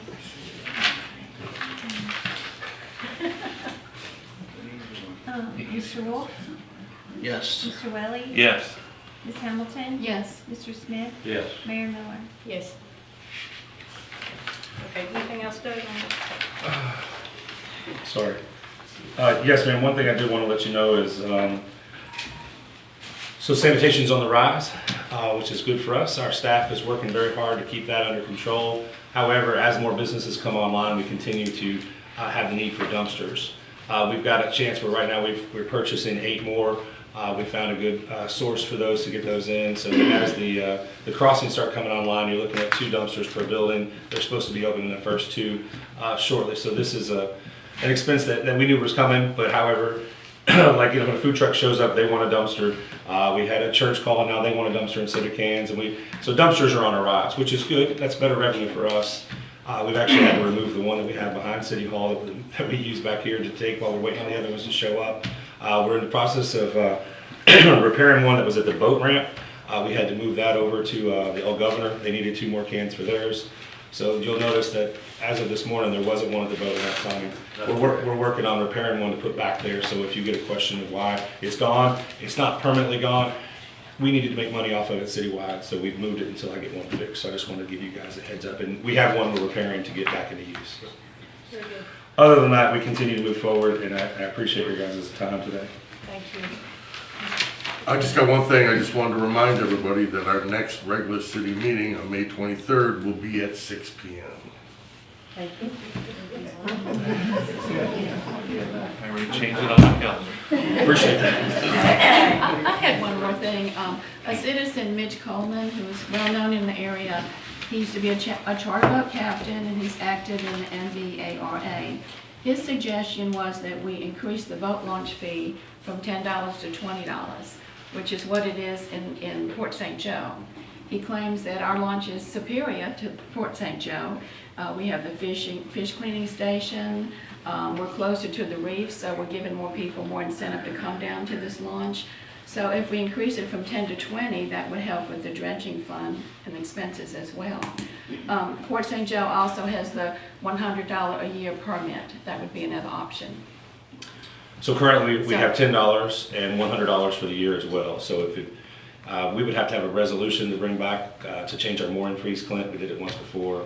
If we did want, if the council wanted me to do that, we could bring that back for your review or discussion. I just wanted to add that we would have to bring that back by resolution. Ideally, that would be before June 1st because that's when snapper season starts. So that would be a great source of revenue. You know, I just to clarify, in Port St. Joe, it's $20 for out-of-county residents. Anybody that lives in the Gulf County is free. Just got to come down and get your. And the same is true of Mexico Beach citizens, it's free.